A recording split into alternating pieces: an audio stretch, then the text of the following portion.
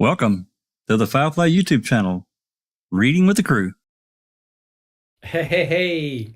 Thank you so much, Jack61. Good to see everyone here, and thank you for joining us. It's an absolute pleasure to bring you the next installment of the Reading with the Crew series. And let me tell you guys, we've got a ripper today.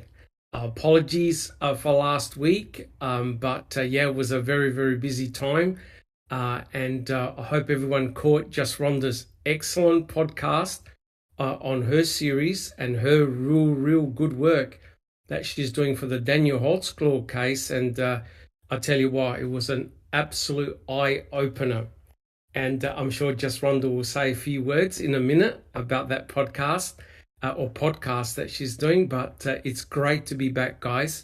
As you know, Neville and I put together a series of chapters from John Ferak's book entitled The Wrecking Crew. And today we're on part 24, believe it or not. And all of us from the Foul Play team want to say a big thank you to all of you guys in chat and who are coming on in a minute. Thank you so much for your support. It really means a lot to us. We believe that John Ferak's book is an excellent one, especially if you're relatively new to the case. And even if you've been with the case for several years, as most of us on the panel have been, John Ferak's book is an excellent book. It really summarizes a lot of things together and is very, very thought-provoking. So like I said, guys, we're on part 24. So if you're following along, we're doing a brand new chapter today. And this one is an absolute eye-opener, right, Jack61? It is. This one here smells to the high heavens, right, guys? And it's if you're following along, it's chapter 14, known as the Canine Noses. I must admit, researching this chapter, it truly was amazing about how very little I knew about the dogs. And pretty soon I'm going to ask a question to everyone on the panel and everyone in chat, and welcome everyone who's joined us. It's fantastic to see a lot of people here already. But as we always start the podcast, guys, it's important to realize that here on the Foul Play team, we're not accusing anyone of doing anything nefarious, right? We're here to find out the truth. And I've asked this question before many times. It's pretty obvious that a lot of people are not satisfied with the official investigators, how they carried out the investigation. We believe that the truth of what happened to Teresa Halbach has still not been answered, right? We still don't know. There's a lot of things which are unknown. So what we're going to do, Neville and I are going to present, and also the Foul Play team, of course, this brand new chapter. It actually is possibly one of the most important chapters in the entire book, because here, what we're looking at are different types of investigators, right, guys? We're looking at investigators that have got 4 legs and a tail. And these investigators are very, very critical to this story.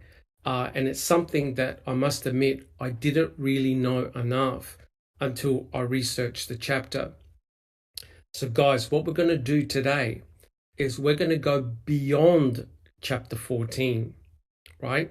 Beyond chapter 14. John Ferak does a very good take on the canines involved in this case, but I wanted more. Neville and I worked out that we needed to put much more in.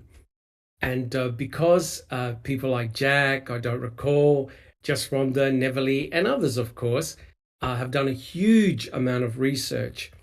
And because we have a lot of documents in our library, and we've done a lot of presentations, we can now look at this chapter in a whole new light. And we hope everyone in chat appreciates that. So you're probably going to hear me talking quite a bit, just fill in everybody into the picture? Well, like I said, guys, please, it's very important that you do your own research, right, guys? We can present what we know, what we've researched, but it's important that you do your own research and ultimately you come up to your own conclusions. There's no right or wrong answers, right? This is a learning game for all of us. And the fact that you guys show up in high numbers to all the podcasts that we do, I think is a testament of your trust in us. And that's awesome, guys. Fantastic. Much respected. So, guys, the only thing I have to say is please write down your questions in chat. We moderate the chat and we'll try and answer them during the podcast, and that'll be awesome. The only thing that we ask is please be respectful, okay? Please don't be nasty to each other. And also occasionally, right, Jack61, right, guys, we have family members. We have Barb who comes and joins us and listens to our podcast. And that really is a testament, okay? It goes to show great trust in these family members like Barb coming on. And remember, guys, it's not an easy position for someone like Barb, remembering that her own brother, her own son have been charged, convicted, and are serving life in prison, potentially without any parole. So it is a very, very tough consequence for Barb and other family members. So please be respectful, right? That's all we ask. And finally, guys, before we introduce the esteemed panel, if you like what we do, please subscribe. And I think Jack61 will say something about our subscriber numbers. They've gone in the right direction, which is awesome. If you like our podcast, what we do, please hit the thumbs up button, and if there's something you don't like, tell us, write it down in chat. We're very interactive. We're not perfect. We do make mistakes. We try and correct them as best as we can. And if we don't know something, guys, we will say it and we'll tell you when we're speculating, right? We're not going to guess. If we don't know, we don't know, but we could always find the answer later on. And so please also share our podcast. It's been great. There's been much love shown to the Foul Play team and also to Just Rhonda's channel as well. And she'll talk about that in a second. Please, if you like what we do, please share, right? We're part of the community. We want to find out the truth, right? And that's awesome. And so, guys, without wasting too much time, because we've got a lot to cover, I want to introduce our esteemed panel today. And we have Jack61. Jack61, how are things coming along? Doing very well, Doc. Got trying a little bit something different today. I actually hooked my large screen TV up as a second monitor, so hopefully that's going to make things go a little smoother transition. Because I literally have like I think I've only got like 12 windows open today or 10, something like that. But it's still for a laptop, it's quite a bit, and they're layered. So having the second monitor is it will help. And anyway, yeah, things are going well. Got all the Jody calls uploaded. I did find one actually in the early November, like November 6th. It wasn't a very long call. A call that we didn't have before, but showed up on this other DVD that I got. So that was interesting. It's an interesting call too. Less than 3 minutes, but anyway, people have seemed to have enjoyed these Jody calls. I think they gave us a whole new, appreciation and layer of her and her personality and Chuck. And correct. It certainly changed my mindset, and how I viewed her. But it also, I think, to a very large degree, shows the high interest that they had, prosecutors had in Jody and trying to get something out of her. It's another layer of that case, man. It's crazy. Anyway, I'm going to get off on that. They're all uploaded, looking, trying to get, we're eager, we're, trying to get more stuff But we're at the mercy of the DOJ and Calumet and Manitowoc. So hopefully, we'll see. You mentioned our numbers; they have went up. We're well over 2,200 now, and for us, wow, that's fantastic. We've got a lot of really great members that have donated subscriptions, many subscriptions, TTM Fangirl, and it was just awesome. It's a real act of generosity, and we really appreciate that. Correct, so, 100%. So I guess with that, and I did, getting this prepared, after you sent me the slide and stuff, it's going to be a really interesting podcast. I can tell you that, because yes, you mentioned the dogs and their importance and who they are as part of the whole thing as an investigator, because they really are. Dogs don't give a damn. They don't care. They just 100%. They're just there to track and whatever. Correct. That's it. Correct. Unbiased and really unfiltered. I mean, short of a handler, given a hard yank. So anyway, should be excellent. Fantastic. Thank you so much, Jack 61. And a lot of kudos to you for getting those calls and for uploading them. It just provides another layer in this very, very complex cake. It really does. It does. And hearing the calls in real time as events were happening has been a game changer. Really, really has. And now you could understand why the investigators were pushing so hard on Jody, right? Because Jody was unfortunately the person in the middle of a lot of events. She was sort of like the conduit between Stephen Avery and the other family members. That's right. And listening to those calls has been an eye-opening experience, or an ear-opening experience. Well, in this awesome. real dynamic change as to when she would talk to Chuck, it was calm. Everything's like most of the time it was really cool. She get on the phone with Stephen, and it was like, it was like cats and dogs, almost sometimes almost immediately. So it's really interesting. Correct. Again, thank you so much, Jack 61. I'm sure we're going to have more open mics with those calls. And next we have I don't recall. How are you coming along? I'm doing well, and want to say hello to everybody and welcome to Reading with the Crew. Awesome. Thank you so much. I don't recall. And next we have Just Rhonda. Just Rhonda, good to see you here. Thank you. It's good to be here. It's good to see everybody on the panel and all of these lovely, amazing people in our chat commenting and asking questions. Your comments and your questions inspire us to do more investigating and digging and contemplating. So we really do appreciate it. Correct. Thank you so much, Just Rhonda. Very much appreciated. And again, show Just Rhonda some love. Subscribe to her channel. Check out the great work that she's doing. And again, thank you so much, Just Rhonda, for inviting me to come on one of your podcasts to talk about the DNA in the Daniel Holtz-Claude case. It was very eye-opening, put it that way. Yeah. No, we thank you for doing that for us, because it really did.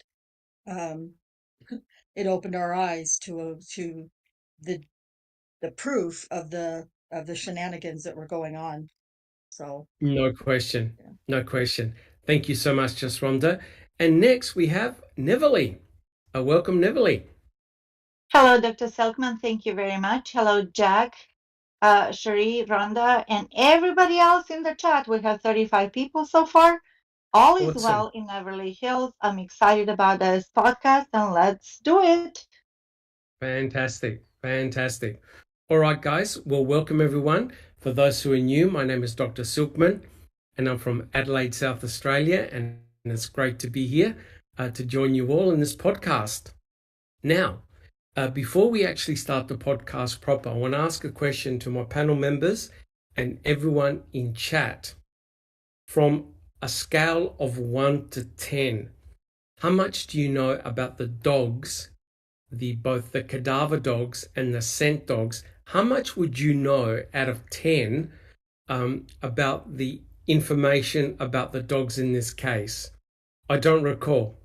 From 1 to 10, how much do you know about the dogs in this case? Not a lot, 3 or 4 probably at the most. About 3 or 4. Okay. Jack 61. Probably I six or think Jack 61 is muted. Oh, crap. Sorry about that. I was muted. Thanks, Doc. Probably 6 or 7. Okay. Excellent. Keep in mind. I'm sorry for interrupting, Doc, but keep in mind, guys, we're still missing a report. There's one report they won't release.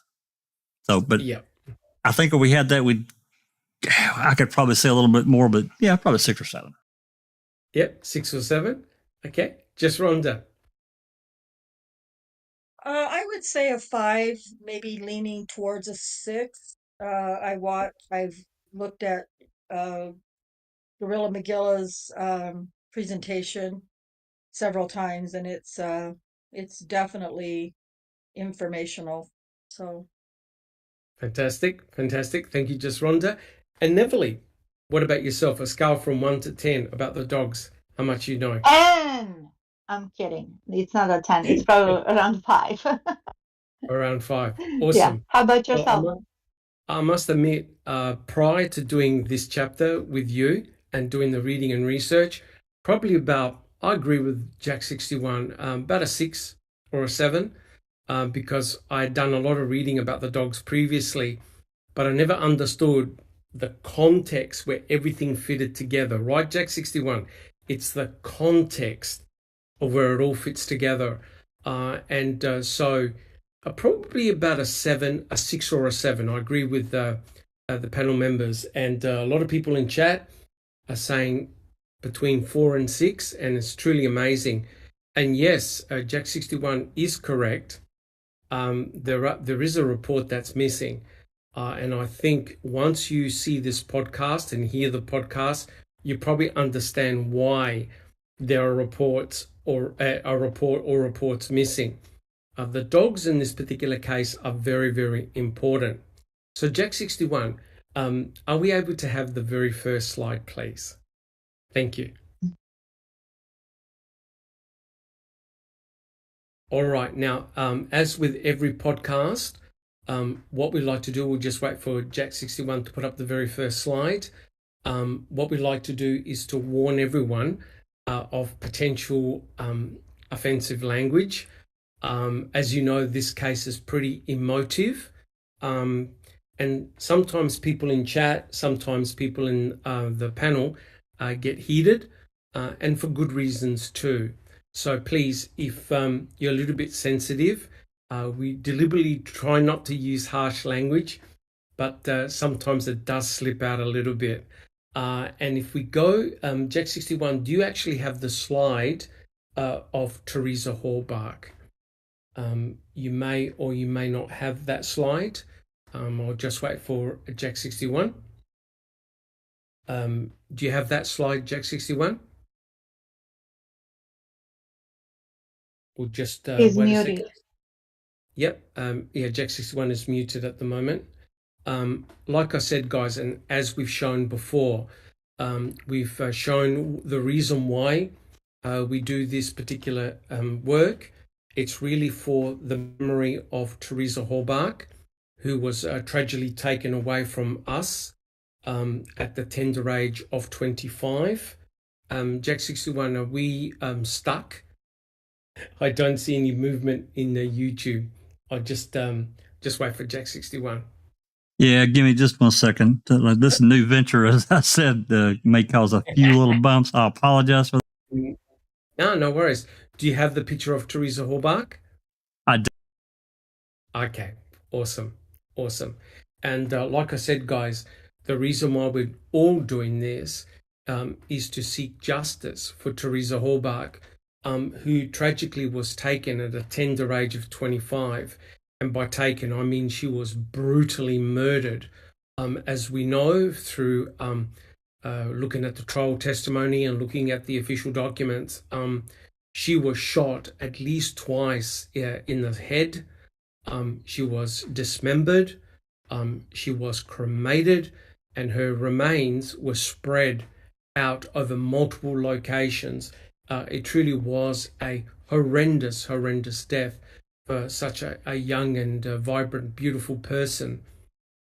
Everyone here on the Foul Play team wants to see justice for Teresa and her family, but also we believe in the innocence of both Stephen and Brendan, who are spending the rest of their life in prison.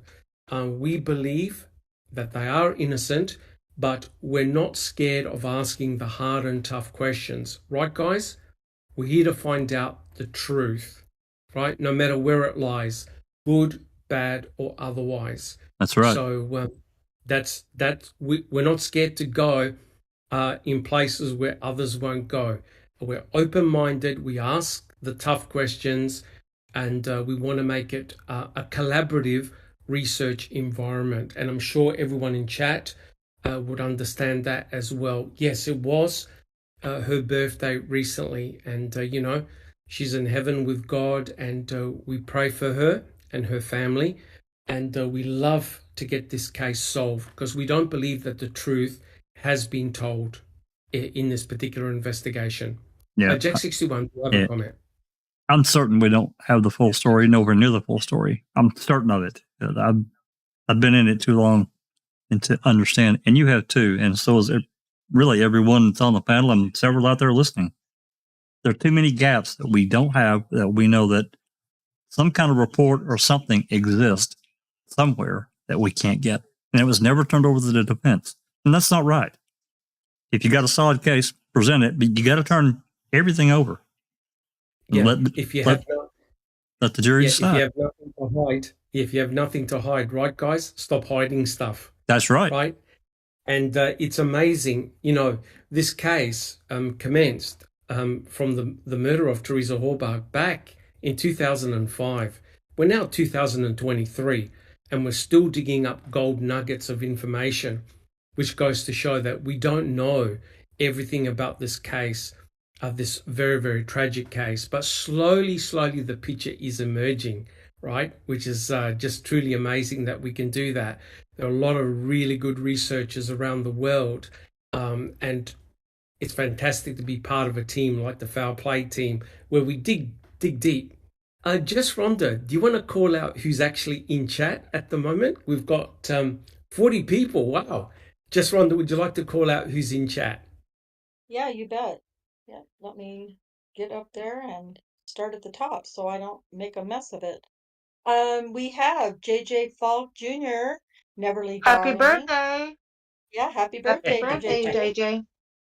Neverly Darling, my West Coast homie. Crockett, Yeah. Thompson, great to see you. Yoris, Nan's Life, and let's see, JD, welcome JD and Nan's Life. Mary Kopp, Katie did it, one of my right-hand men or people in the Daniel Holtzclaw case.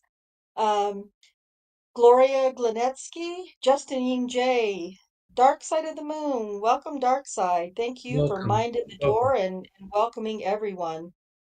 Anthony Hills is probably climbing the walls by now. It's okay, relax. We're gonna get there. Jazznaz Gaming, welcome. Audra, and let's see, we have Jennifer Manning, and we have also Cher. How you doing, Cher? Great to see you. And let's see, Anthony Hills. Whoops, Anthony Hills. He's so great to keep us on track, or try. We're uncontrollable. Correct. Paul Ward, Graham, Moss. Graham Moss, Sela 442, Pete Moss. I get the two mixed up because of the names. Last name. And so, yeah. And I think I got everybody. If I didn't, I apologize, but we'll catch you a little bit during the podcast. Correct. Fantastic. Thank you so much, Just Rhonda. And also, we welcome all our super mods and our mods. And we welcome, who do we welcome as our newest mod? Who do we welcome? Case 10. Case 10. Case 10 Case is 10 is, yeah. Sorry, just Rhonda. no, go ahead. Yeah, he's our case 10 is our new mod for the foul play team, and we welcome case 10. He has a lot of passion and drive, and it's fantastic. Welcome so much. Well, look, guys, let's start the podcast proper. And again, guys, this is chapter 14, entitled Canine Noses. Now, what you'll hear, you're going to hear a lot of me talking, as well as Neville and other members of the panel, because what we want to do is to put everyone in chat in the picture, right? We want to put in as much useful information as possible so you get a grip and a handle of what took place at strategic times. Neville, are you ready to start the podcast? Yes, boss. Yes, boss. Chapter Let's go for it. 14. Canine Noses. It may have been a night for trick-or-treaters, but Travis Growl remained steadfast at work for Adon's gravel pit. He was working near County Highway Q, where he was loading and feeding the rock-crushing machines. He remembered at least one other employee was working that night. As Growl was hard at work, he noticed a strange smell. There was something blowing in the cool autumn breeze, and it was unsettling. Okay, so the most important point here is to actually establish where Travis Growell actually was. And he obviously smelt something he had never smelt before, because he referred to it as a strange smell. So if we have a look at this diagram here, this is very important, and I've got a couple of diagrams to highlight the importance of where Travis Growell actually was. So if we have a look at the center of the diagram towards the right-hand side, we can actually see a couple of very strategic areas. We've got the Avery auto salvage site. That was huge. That was 40 acres, and it had over 3,000 vehicles on it. In the salvage yard, we can see the location of Stephen Avery's trailer, okay? And next to his garage, as we've all seen many times, was his burn pit. On that property, there were also burn barrels, okay? Now, Travis Growell had smelt something while he was working in Redon's quarry. So, at the Avery salvage yard, we know that the RAV4 was found by both Pam of God and her daughter, Nicole, on November the 5th, which was a Saturday. So, we know that the Avery salvage site was huge. It was 40 acres. But have a look at this diagram. You can see in a brown color, the Avery salvage site was surrounded by Redon's quarry. And you can see Redon's quarry was massive, right? If the Avery salvage site was 40 acres, you can see that Redon's quarry was much larger than that. And Stephen Avery's, well, where Stephen Avery lived, he was literally surrounded by quarries. Jack 61, do you have a comment? Oops, sorry, We're all Doctor. good? Yeah, I'm good. I forgot to. No hassles. So, surrounding the salvage site, we have a couple of very important strategic spots. We've got Cuss Road. Now, notice Cuss Road, if you look at the compass, is west to Stephen Avery's trailer, which is east. Now, Redon's quarry, as you can see, contains lots of forestation. You can see it just above where it says Redon's quarry. There were a lot of trees that were planted there. And around or very close to Redon's quarry was the Manitowoc County gravel pit, right? And that becomes very important.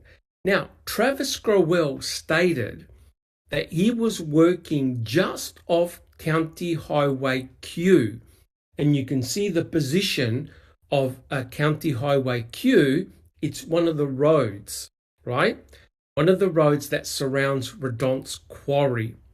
And Travis Groel said that he was working at the rock crushing machines, and he smelt something very unusual that he's never smelt before.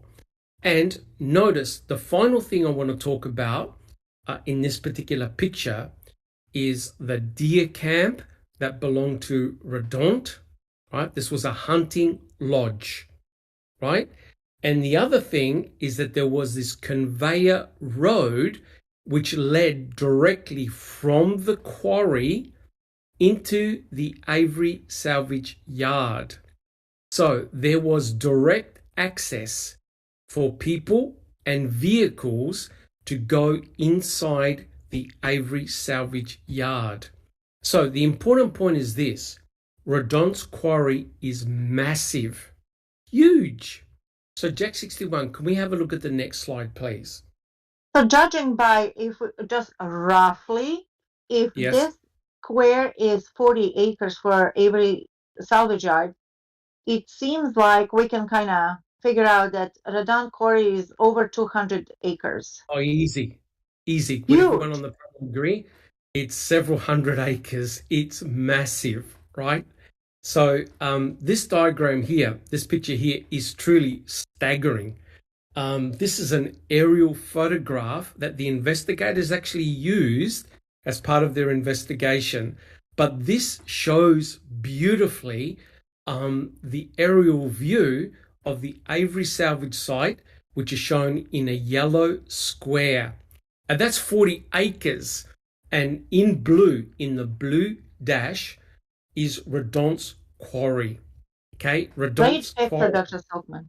Yeah, oh, no problems at all. It's because as good as John Ferak's book is, there's no way you could understand how everything fitted together. Guys, would you agree on the panel? Would you agree in chat? Just the opening statement, you could spend several hours on just that opening statement. Guys, would you agree? Jack 61.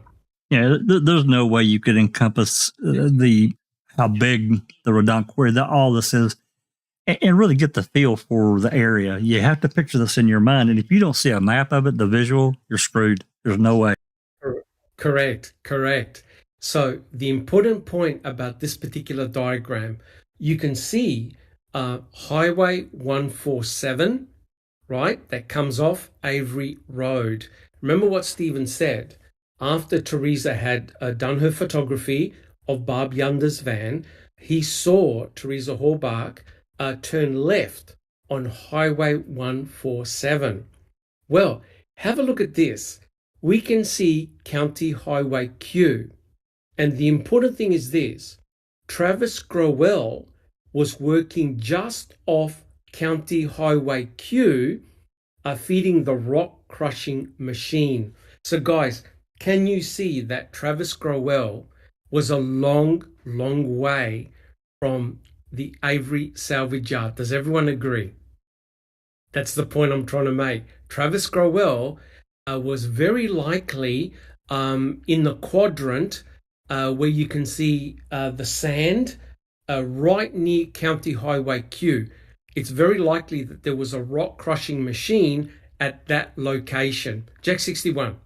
I'm guessing a mile or more, maybe even up to 2. I don't know without a scale. I can't tell, but long ways off. Correct. So it's important to orientate yourself. Travis Groel smelt something that he had never smelt before, right? And drew it to the attention of a fellow worker or workers that while he was crushing rocks, he had smelt something very unusual, right? And quite clearly, now I'm not 100% sure, someone had actually asked this question. I'm not sure the direction of the wind, right? But you could tell. Have a look at where Stephen Avery's trailer is, right? Jack 61, if we can just expand that picture a little bit, you can see that if you look at Cuss Road and follow all the way down, you can actually see Stephen Avery's trailer, right? Stephen Avery's trailer is to the right-hand side straight down from Cuss Road, you can see that Stephen Avery's trailer is a long, long way from where Travis Growell was, right? But most important is this. Look at where the Manitowoc County gravel pit is. It's adjacent to where Travis Growell was working, right? So I believe that those two pictures have been very, very helpful to orientate yourself. I don't recall. Do you have a comment?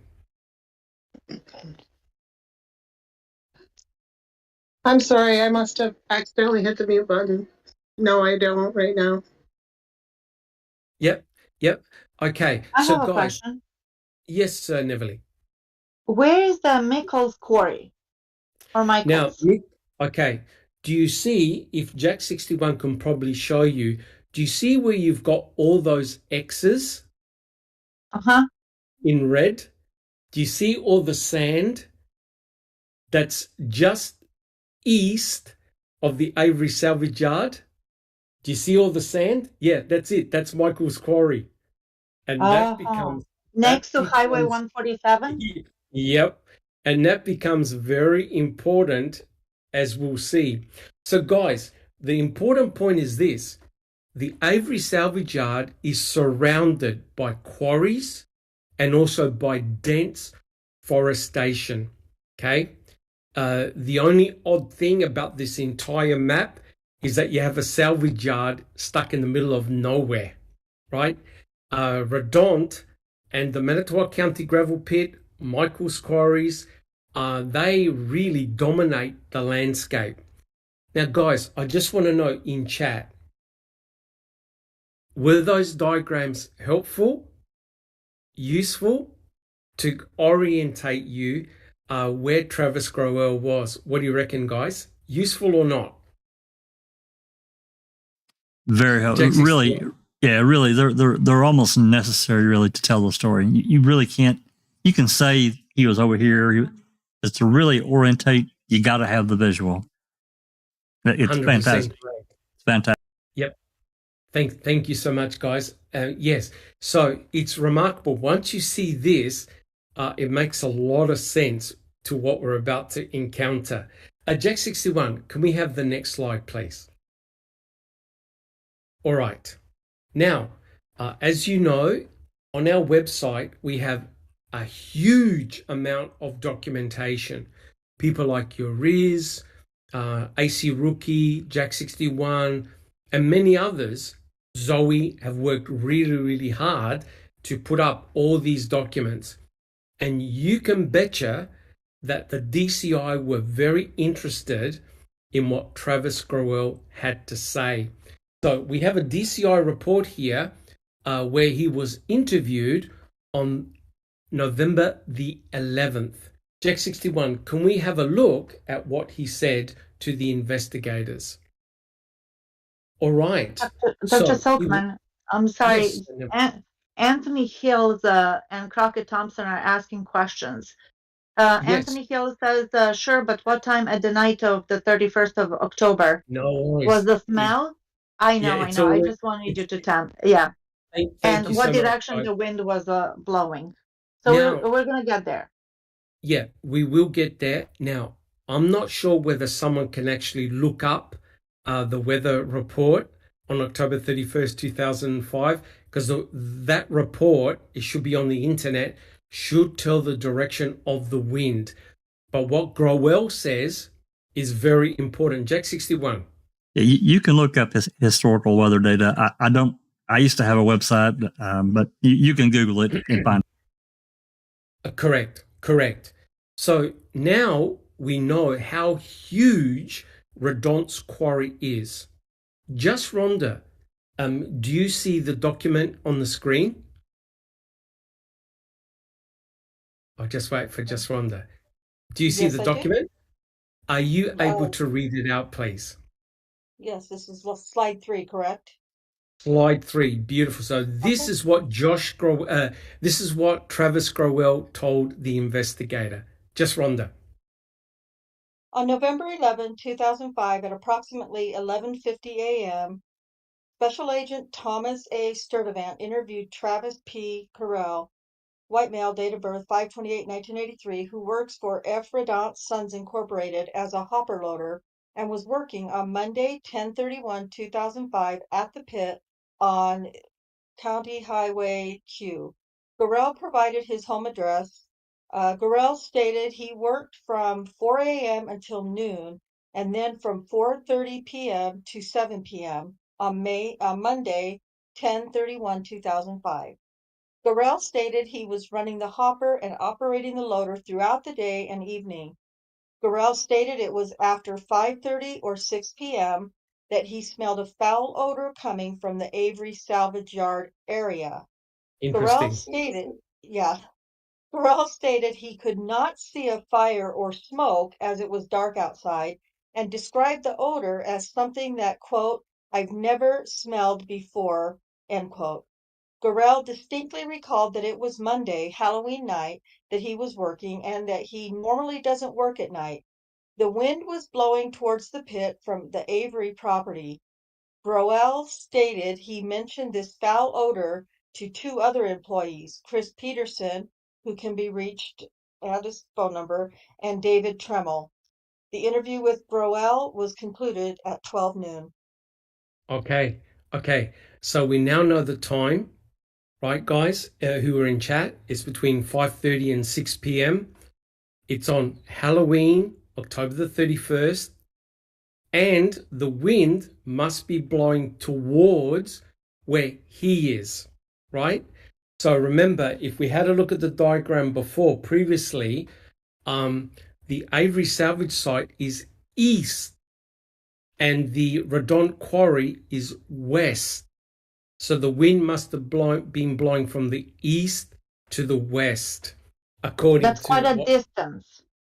That's a huge distance, right? But he obviously did not see a fire. He didn't see any smoke, I believe. But it's a very important observation, right? So someone smelt something very unusual that they hadn't smelt before. So we've got two questions that we need to ask here. And that is, did anyone else that we know, did anyone else see a fire on October the 31st? And was that fire related to what Travis Growell smelled, right? So quite clearly, someone had smelled something rather nasty, rather nefarious, something that they hadn't smelled before. Jack 61. I'm not saying it's connected, but as I recall, Redon said he saw a fire in Avery's burn barrel. Obviously, that's not true because we've looked at the photos, and from where the deer camp was, there's no way he could have seen Avery's burn barrel. There's no way. But he could have seen the Dassey burn barrel and back there. So just saying, I'm just throwing it out there. What we know right now. Correct. And well, let's investigate. Jack 61, can we have the next slide, please? Slide number 4. Now, so we know that someone actually did see a fire. I don't recall. Can you actually see slide 4? Can you see slide 4? All I can see right now is what's on the screen in YouTube. It's the map you had. Yep. Can you see, I think Jack 61 has just put up slide 4. Can you see the report that Josh Redont wrote? Can you see it? It's not showing up yet on my YouTube. It's not showing just yet? No. Okay. Can anyone else see it? Now I can. Oh, you can? I don't recall. Are you able to read out what Josh Redont wrote? Now, note, this is the 5th of November. Can you read out what he wrote? On October 31st at approximately 4:30 p.m., I drove up to my Deer camp off of Cuss Road through my gravel pit and observed a fire going in the proximity of Steve Avery's home. On the Avery property, the fire appeared to be contained to a 55-gallon drum. Oh, awesome. Awesome. So wait a minute, guys. We now have someone admitting that they saw a fire coming from the Avery salvage yard, right? So Jack 61, are you able to show what the picture? So what the investigators did, they went to where Josh Redont said he saw the fire on the Avery salvage yard, right? On the 31st at approximately 4:30 p.m. And this is the view that Josh Redont had, right? So Josh Redont, when he saw this, where he was here, he said that he had seen a fire coming from this particular area here. And what is interesting, and Jack 61 alluded to it, Josh Redont said, hey, I reckon the fire came from a burning barrel, right? Now, guys, in chat, and on the panel, do you think Josh Redont actually saw a fire in a barrel? I don't recall. Yes or no? From this view. I'd say probably not. Okay, interesting. Jack 61. Yeah, considering Avery's burn, this is the back of the Dassey and Avery. That's the back.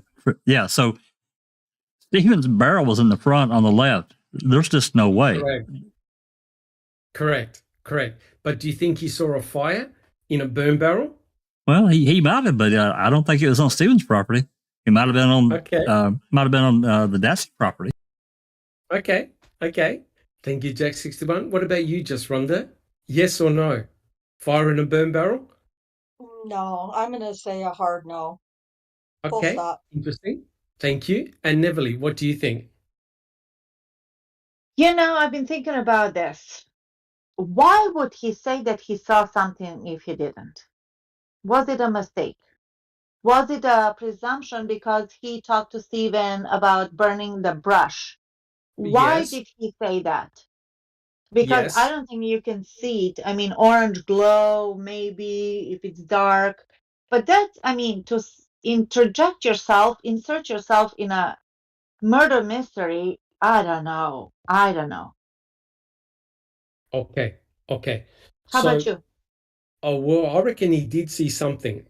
I'm not sure whether he could actually visualize something coming from a burn barrel, but it gets very, very interesting. So guys, put in your head now, Travis Growell smells something nefarious on the night of October 31st. He's in the Redont quarry, crushing gravel. He's near County Highway Q. He's a long way from the Avery salvage site. And yet we have Josh Redont who says, I saw a fire on October 31st. Now, Jack 61, are we able to get the next slide, please?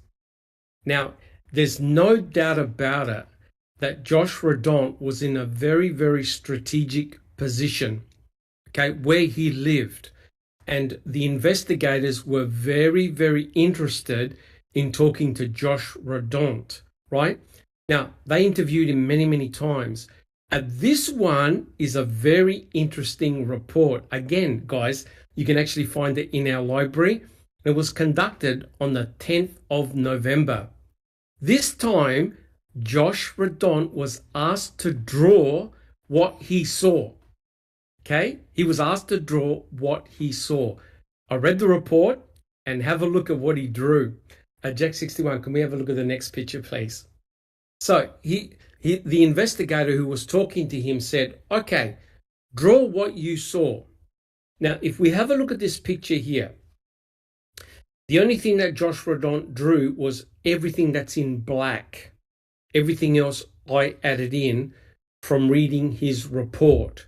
So as you can see, he drew a square and he said that's red. That's Stephen Avery's trailer, because Stephen Avery's trailer was red. He drew a garage, a detached garage next to Stephen Avery's trailer. So that was Stephen Avery's garage. And he said right next to that is a 2 wider.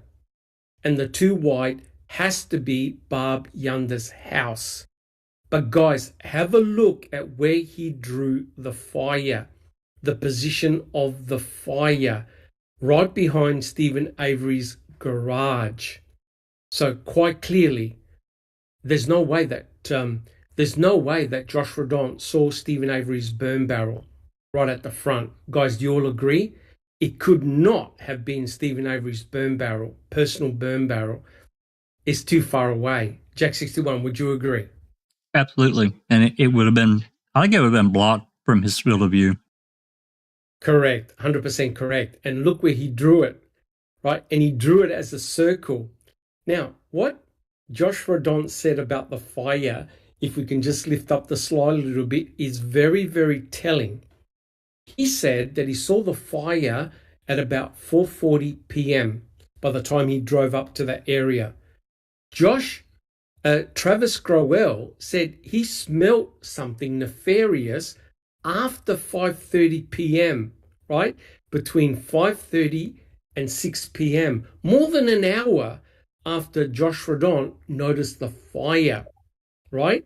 So quite clearly, if they were burning a human being, i.e. Teresa Halbach, it couldn't have been at 4:40, right? Had to be much, much later if you believe the state's narrative. So Josh Rodon sees the fire at about 4:40.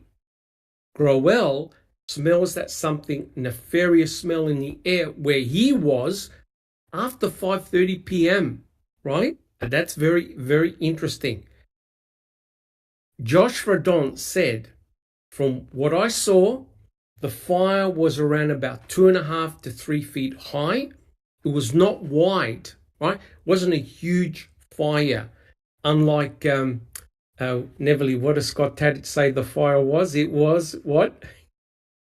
What does Scott Tadich say the fire was? Does anyone remember how big that fire was? High as the garage, or is what he eventually said.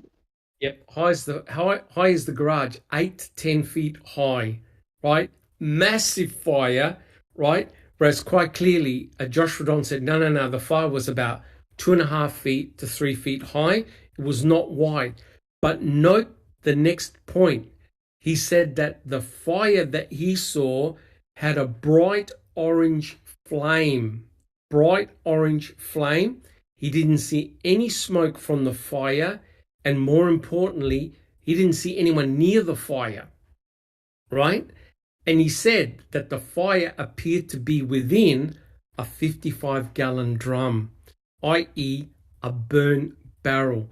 Now, guys in chat and on the panel, do you believe Josh Rodon, what he said about the fire? All the detail about that fire, considering he probably saw it for a few seconds.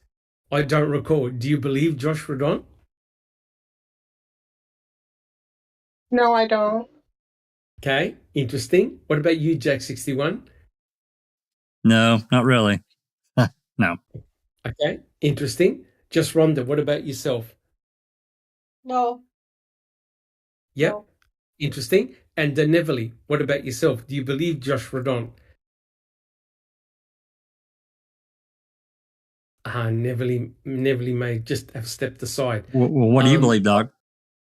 I believe he way over exaggerated what he saw.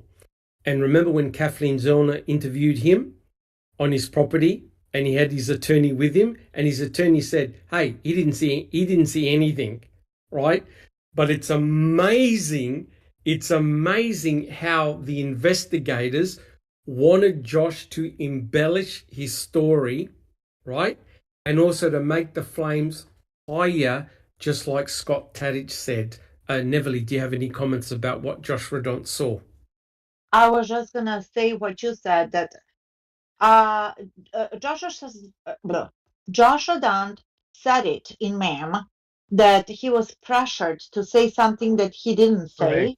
to embellish it, and hence his lawyer being with him present. Correct. Yeah. Correct. So And it's the way he drew all of this. I don't think he saw anything. Interesting. Now, someone had asked about the smell of an accelerant. No one said that they smelt petrol, gas. No one said that, right? But there's a few other interesting things that Travis Groel said that really raised my eyebrows. Jack 61. Not to confuse anyone or anything like that, but I think it's important to add what Stephen talked about. I know he talked about it with Barb, that he remembered this is when he was already after he was arrested on the phone. It's a jail call, that he thought that he had the fire some days before the 31st. I think it was around the 28th myself, 27th, 28th. But he said a week but prior to the 31st. Correct. And correct. Barb said, no, there was something going on. And, they argued about it. So I just wanted to add that in there. Excellent point. Look, I think everyone in the panel and on chat will agree. Stephen Avery is not the type of guy that would have a personal diary. He's not the type of guy that would have a day by day, hour by hour description of everything he does. When he says, oh yeah, we had a fire, I'm not 100% sure when, right? But there's no doubt that Travis Groel very likely smelt something. And there's no doubt in my mind that Josh Redon did actually see a fire, but I'm not sure how much detail he actually did see of the fire. But the ultimate question is this: what did Josh Redon actually see, right? Considering his drawing.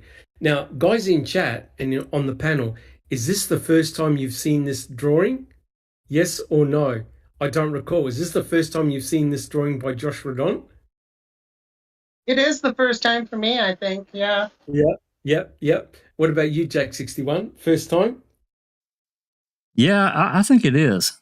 If I've seen it, I don't recall. Yep. Just Rhonda, what about yourself?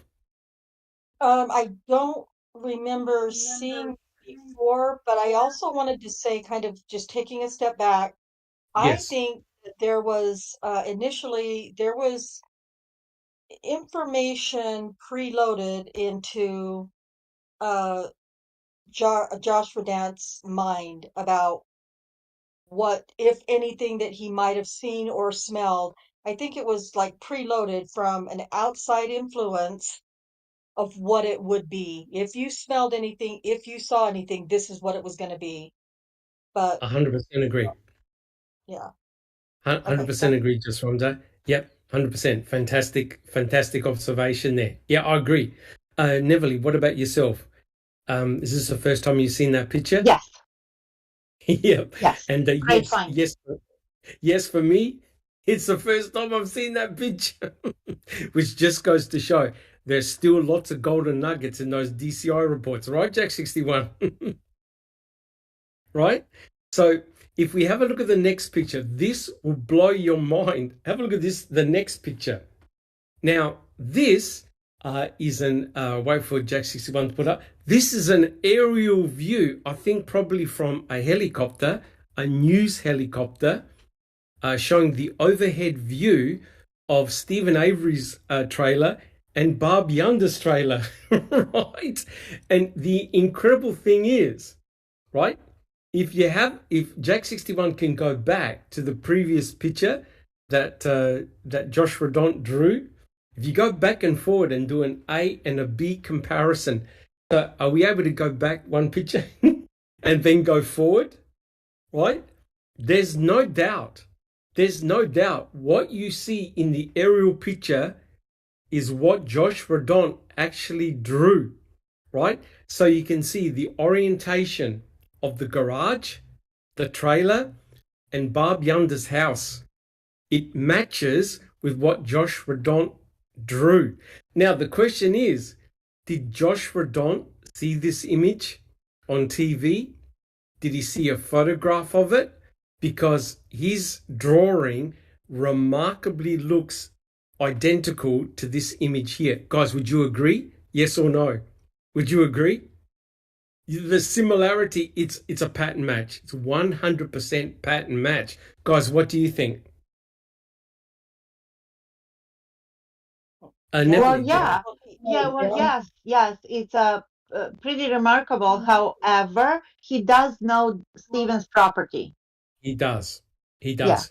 And remember, Josh Redaunt, sorry, Jack61, Josh Redaunt spoke with Stephen and said, look, can we do a deal where you burn my brush, right?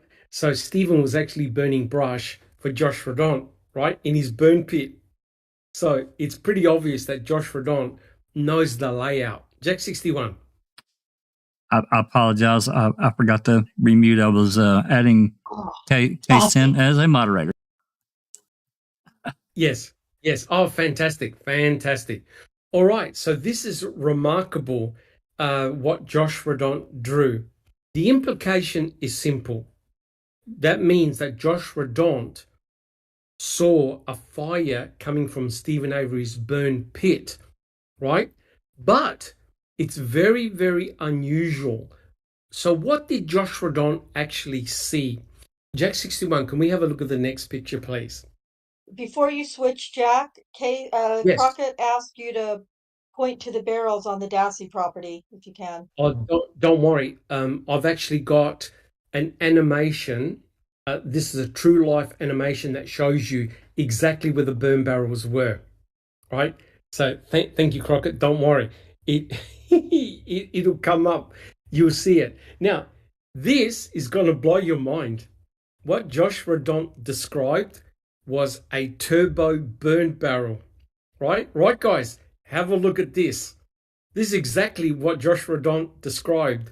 You can see that a turbo burn barrel has a very bright orange flame. It's extremely intense.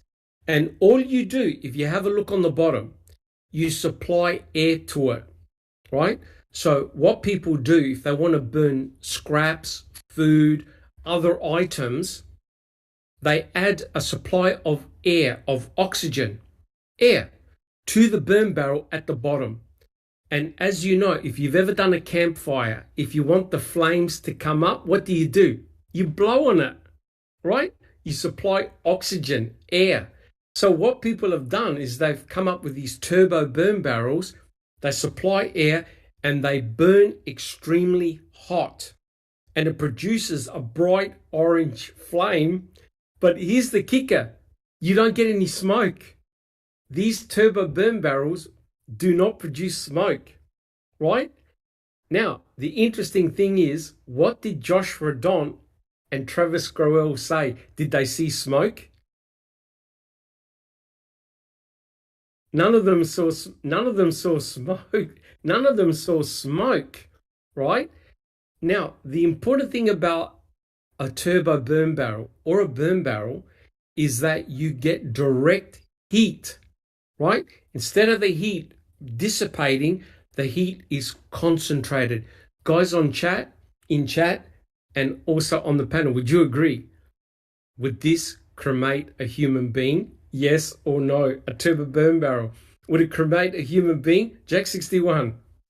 I think it's possible, and you could make a poor man's turbo burn barrel just by using a mid to large size leaf blower, because they put a lot of wind. Yeah, that's correct. That's correct. Anybody else? Has anybody else in chat or on the panel got a comment? Could you cremate a human being in that, especially if they were in pieces?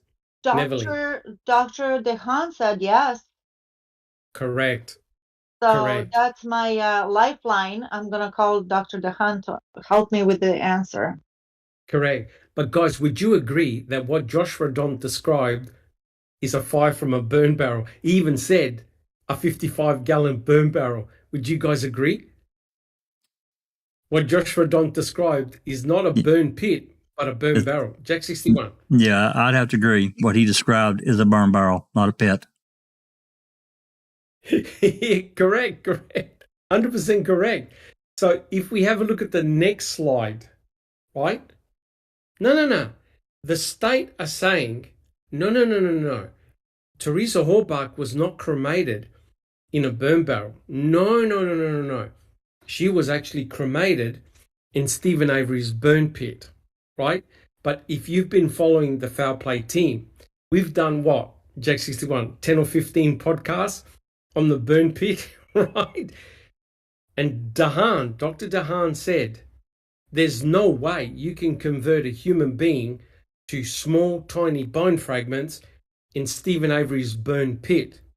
Because the trouble with the burn pit is that it's small, it's open, and you lose a tremendous amount of heat. There's no direct heat. Right, guys? And here's the frightening thing. And I hate to be crass and crude here. This is one of the most important pictures ever taken at the Avery salvage site. This was done by Trooper Reese on November the 6th. And as you notice, there's no police tape anywhere, but the investigators are there, right? The investigators are there. And have a look. Look who's sitting on that burn pit. Bear, a dog. Do you see Bear being agitated, hyper excited, running around, salivating, going crazy? No, you don't. Bear is very, very calm. Right in front of Bear, if you believe the state's hypothesis or position, Teresa Halbach is right in that burn pit. I'm sorry to be crude, because this is before the 8th, before any bones were found. Teresa Halbach is in that burn pit. Now, the freaky thing is this. See that small ash layer on the bottom of the burn pit? Can you see any bones? Can anyone see any bones or cremains or even in the grass? People in chat, people on the panel, can you actually see any bones at all? Anybody? Nothing. 61. Nothing identifiable at all. And, you know, if you compare this to the reports that we were given, they do not match. They just don't match. Correct. I'll tell you right now, because people in chat, they're on it. There was no pyrolysis material. There was no black goo, which is what you get when you cremate a human being. And a dog like Bear would go psycho with that odor and smell. And the detectives, the investigators, including Trooper Reese, not one of them said, what the hell's that foul odor coming from? What is it? No one, absolutely bloody no one, talked about a foul odor coming from that burn pit. You cannot see any cremains or bones anywhere. And see that ash layer on the bottom of the burn pit? That is the bottom of the burn pit. Jack 61. And I've asked you about this before, Doc. You know, even, you know, this photo was taken, you know, on the 6th, whatever, and it had rained. It had been chilly. I mean, I fully believe, just from my research, not personal experience, just research, chatting with different people that, you know, firemen and so forth, that odor would have still lingered. Bad odor. Oh, no question. No. Now, think about it. If this is the point of Teresa's cremation, the odor, the smell will be the most massive at this location. Guys, do you agree? If this is where she got cremated, which I don't believe it is, the smell and the odor and the pyrolysis material and her bones will be the highest concentration right in front of Bear. Guys, do you agree?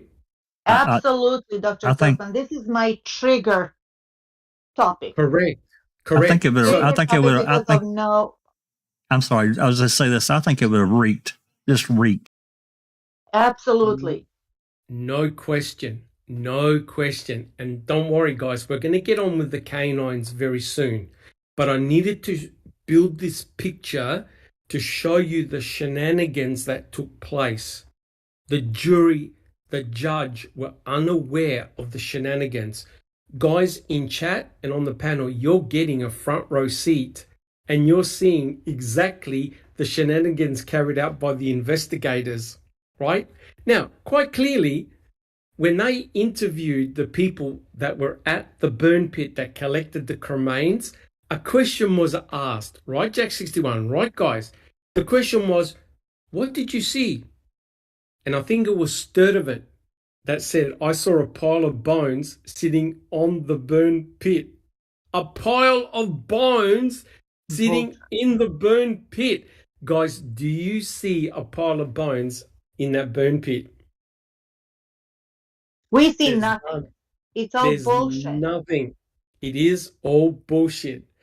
Trooper Reese was the first person to show the shenanigans at the burn pit. He caught it.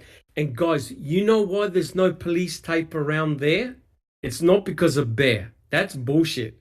It's because they never considered the burn pit as any involved in anything nefarious. Guys, would you agree? Yes or no? I agree. There's no crime. They didn't see that as a crime scene. No, Therefore, they no didn't put crime. the tape. There you go. No crime. And Yeah. they left, Yes. remember? They Yes, left they after did. like 10 o'clock and they didn't come back, whatever. In the meantime, and we talked about this endlessly, at Cutthroat, they had floodlights, they had everything taped off, they had so many cars, they blocked the road, nobody could come in. So, yeah, Correct. slight Correct. difference.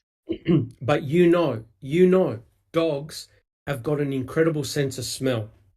Are you trying to tell me that an Alsatian dog like Bear, having smelled the death, the burning of a human being, is just simply casually walking around the burn pit without even wagging the tail or ears pricked up or going crazy? No, there was none of that at all. And the reason why is because no human being was burnt in that burn pit, period. Jack 61. I just also want to point out, I'm not sure if we have a slide of that in this presentation or not, but I'll point it out anyway. The box of bones that was delivered to Dr. Eisenberg, that was just, we don't know where that shit came from. We know what they said. That don't mean anything. It means nothing to me.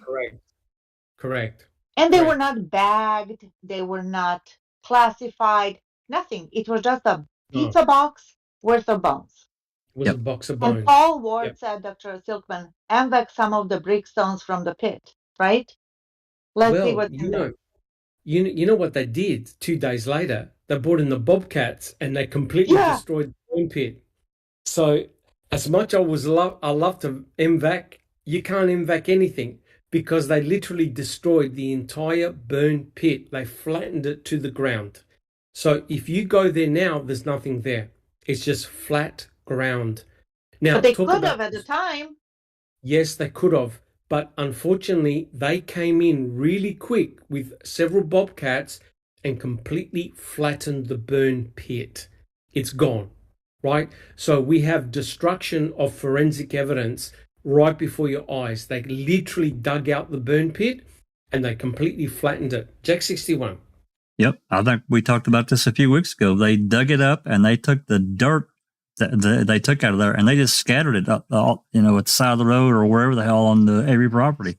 They didn't keep it. Correct. They didn't test it either. Correct. And you know what? What's amazing is that these cadaver and scent dogs can come back years later, despite rain, snow, or whatever, and they can still see for human cremains, right? So wouldn't it be interesting to bring in a bunch of canines now into this area and check it out again? Because I was surprised. The scent lingers for years. These dogs are so good, guys, they can determine if there's a victim in water who's drowned in water, in a body of water. These canines, which we'll see in a minute, are phenomenal. So wouldn't it be great to bring scent dogs and cadaver dogs at the Avery Salvage Yard again now, all these years later, and just see what they pick up? It'll be just amazing. Neverly, do you have a question? No. Okay. All right. So quite clearly, the burn pit is not fit to convert a human being into tiny bone fragments. And Dahan went over it, right? He's a fire expert. He's seen bodies burn, right? He's seen it. And there's no way that in that tiny, look how small that burn pit area is. It's not big enough. There's not enough fuel. There's not enough air to convert a human being to tiny bone fragments. Can you burn someone? You betcha. Can you convert them to bone fragments in the time that both Brendan and Stephen were there? No chance in hell.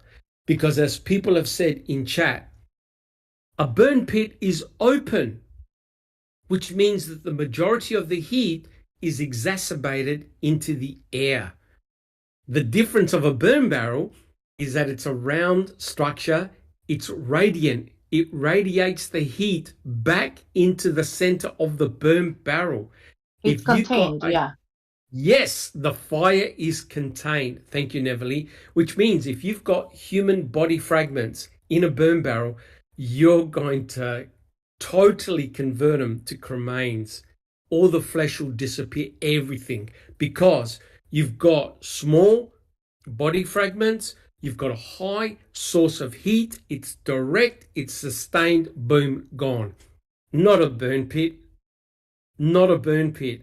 Which goes to show, now guys, remember, if you've been following the Alex Murdoch trial, the jury went out to the property. When they went out to the property, some of the jurors had said, yep, guilty, Your Honor, because they looked at the place.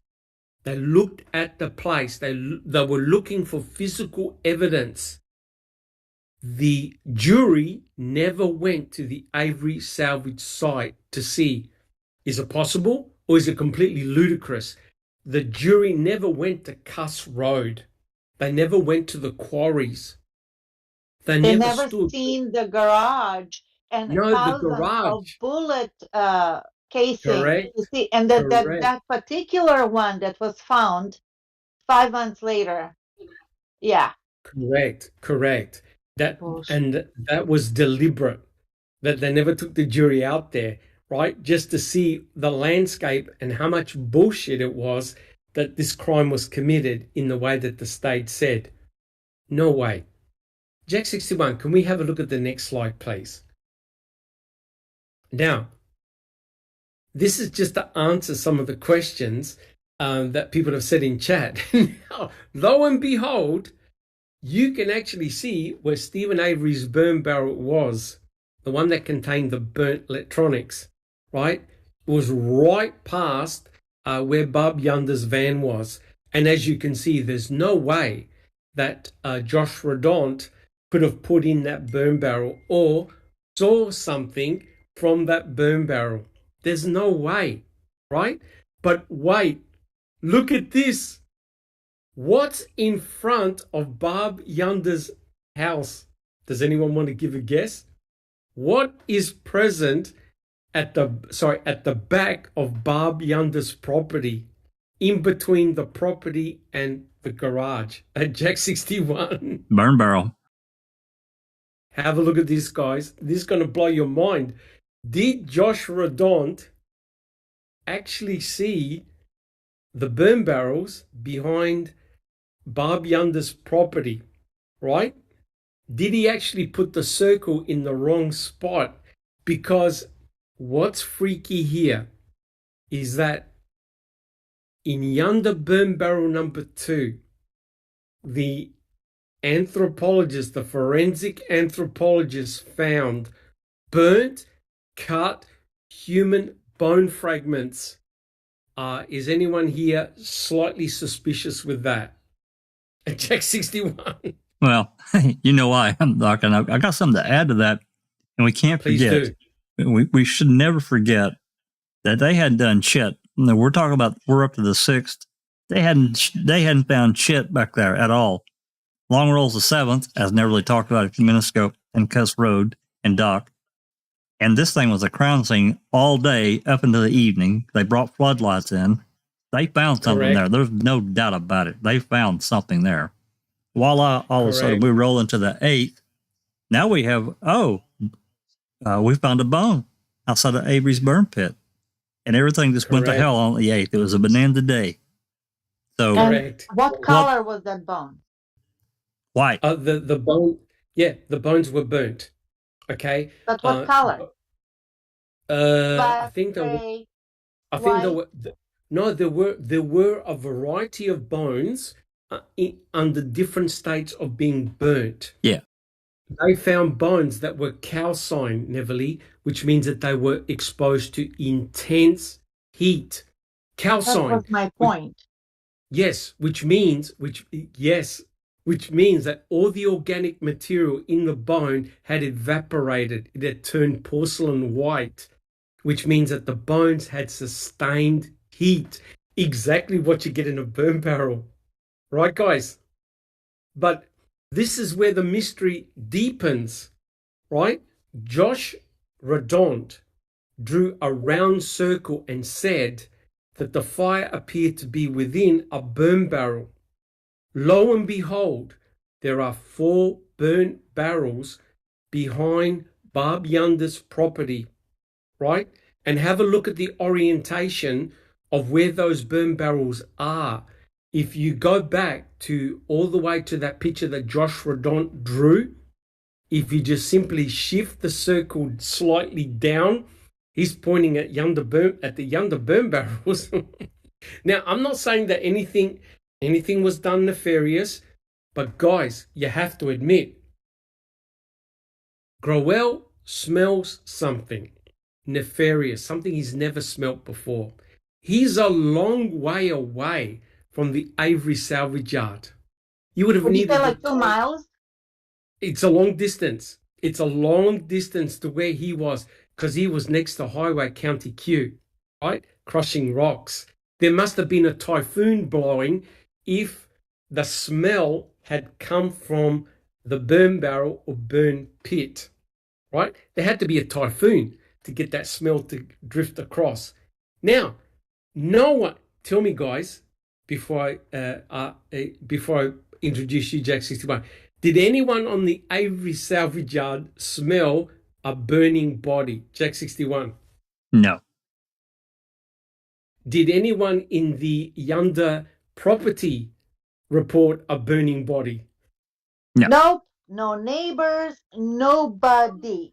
Nobody. The neighbors, and I said it before, I'm going to say it again.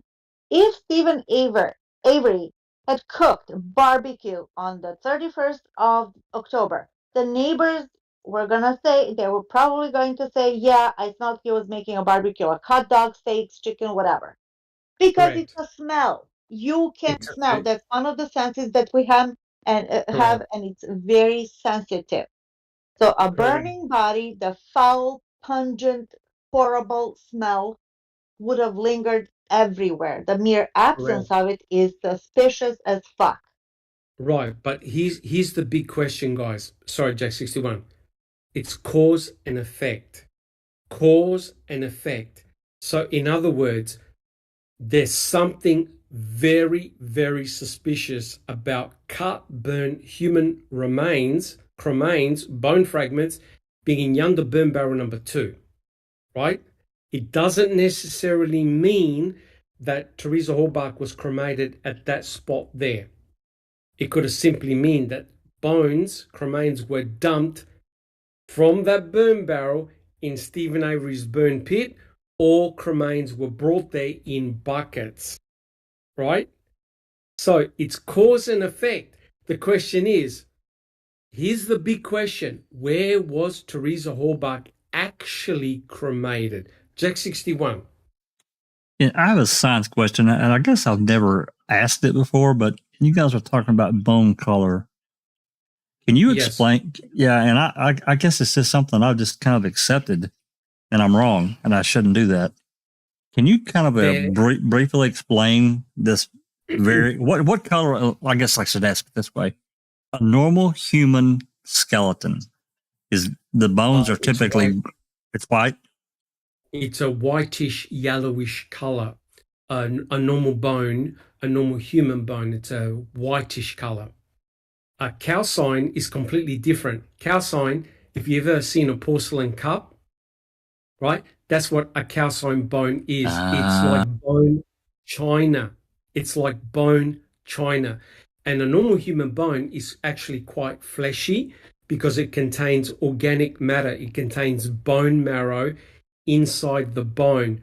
Bones have got a rich supply of blood right? Because in your bones, that's the site of what's called erythropoiesis. The making of your red blood cells occur in your bones, right? Bone marrow. So they contain a very rich supply of blood, right? They've got all the precursor cells to make up your red blood cells. Okay, that's where erythropoiesis takes place. So a normal bone is a whitish, yellowish type of color. When you expose a human skeleton to various degrees of heat, when it becomes calcined, it means that the bone looks like fine china. You've evaporated all the organic material. It's very likely you're not going to get any DNA from it. If you expose bones to extreme heat, they can crumble to ash. So bones, depending on what type of heat they're exposed to, can either be a dark color, a blackish color, grayish, or porcelain white. Now, if you expose a bone to extreme heat, that it's calcined, a question was asked in chat, you're not going to have any meat on those bones. It's all gone, all completely gone. The fact that item BZ was recovered that contained some human muscle tissue means that that body part was protected from the direct heat. So in other words, if you put human body parts in a burn barrel, say, and you throw other items in, it may protect that side of the bone from direct heat. Guys, do you understand? So it doesn't burn as much, and hence there was some muscle tissue left. Guys, any comments? No, that explains it to me. I really didn't understand. And now that you kind of went through the various stages, thank you very much. Yeah, I understand. So normally in a crematorium, I think it's between 1600 and 1700 degrees Fahrenheit, I believe. I used to have a picture comparing the bones in the that were in the box compared to a professional crematorium.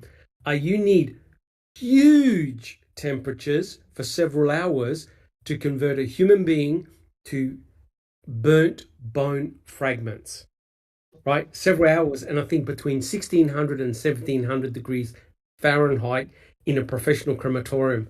I don't recall. Do you have a comment? I'm sorry, I must have muted again or unmuted. No worries. So guys, is everyone happy with that? So quite clearly, Teresa Halbach remains were exposed to a high degree of heat for a long period of time. And there's no question she was dismembered because saw cut marks in her bones prove that she was cut to pieces. Okay? Which is Silkman. And so, I'm sorry. No, not at all. Thompson said something in regards to the item BZ. He said, or you need to preserve a muscle, doc. In other words, something so they could identify who it belongs to. That's correct. That's a good one, Crockett. Yeah. Or maybe they were in a hurry or something, but I like your idea better. Well, Crockett, that's exactly what item BZ is. Item BZ is, I believe, part of the thigh with the muscle tissue attached to it. And that muscle tissue was subdivided. Some went to the FBI to do mitochondrial DNA testing, and some of it went to Cherie Cohane, who got a 7 out of 15 match, which meant that it was a 1 in a billion chance that it was Teresa Halbach cremains. Okay, only 7 out of 15 alleles came up. Now, whether they've got item BZ or any muscle tissue preserved, I've got no idea. But quite clearly today, you would redo another extraction using the modern DNA methods to get a full genomic DNA profile, not a partial one. All right, guys, do we have any questions? All right, so far we're good. All right, Jack61, can we have the next slide, please? All right, so now let's get back to the podcast. let's get back to the chapter, but we have set the scene. We've talked about Groel, Travis Groel. What did he smell?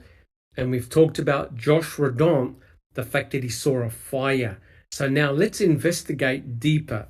Neverly, are you ready to take the show on the road? Sure. Regarding the smell, he said it was not tires. Said it was a smell that he hadn't experienced before, so he could not say what was causing it. Groel said the smell was still in the air when he left and it was coming from east, more towards the middle of the quarry. He did not see any fires. And notice what he said. Wow. Notice what he said. The middle of the Yes. quarry.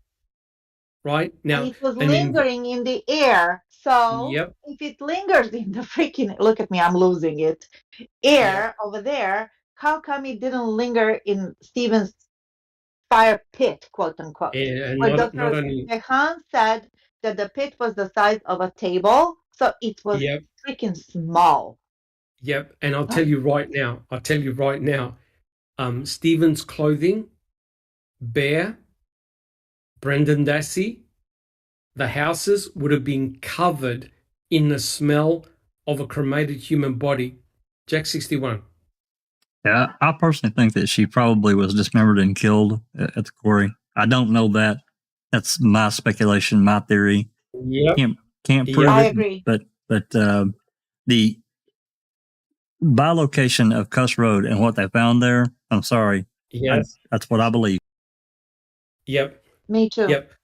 And it's secluded. It's kind of safe to do something like that. And if you have access to the quarry of some sort, yeah, you're not, instead of, oh my gosh, burning a human body in front of your house, your sister's house, on a business property on a Halloween night when there's like 20 people living there, let alone trick-or-treaters and business people coming. Come on.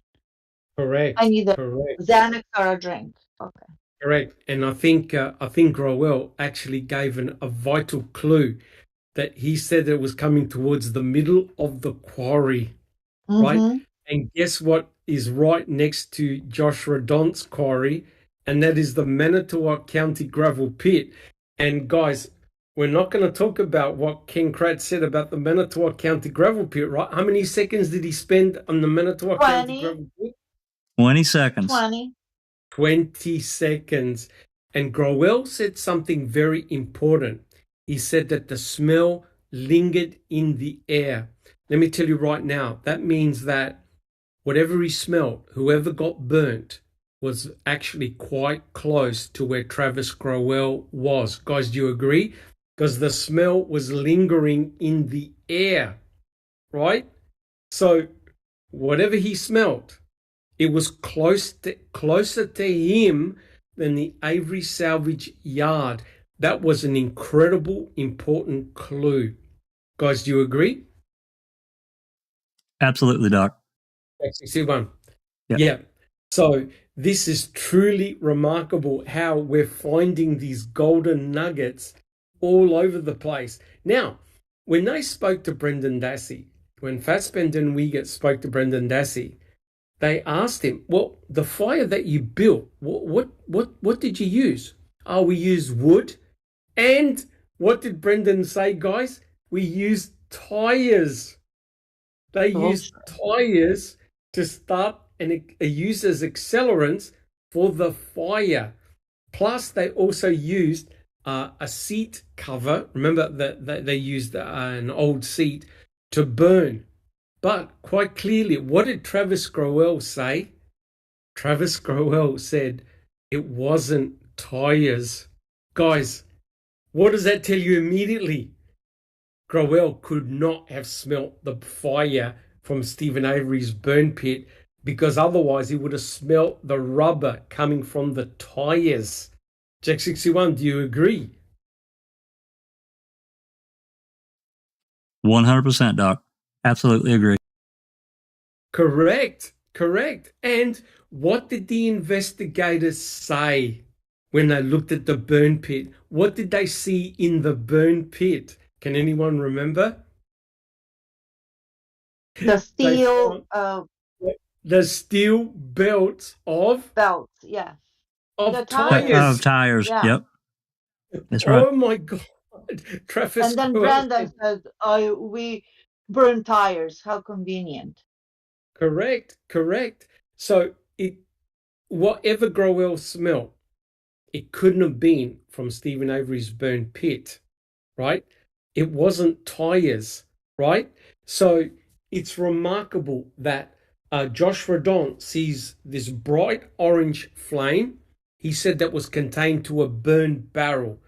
Growell says, hey, I didn't smell any tires. I didn't smell any rubber. I didn't see any smoke. And the smell lingered in the air. And notice, guys, the time difference between what Josh Radont saw to when Travis Growell smelt the smell, they don't overlap.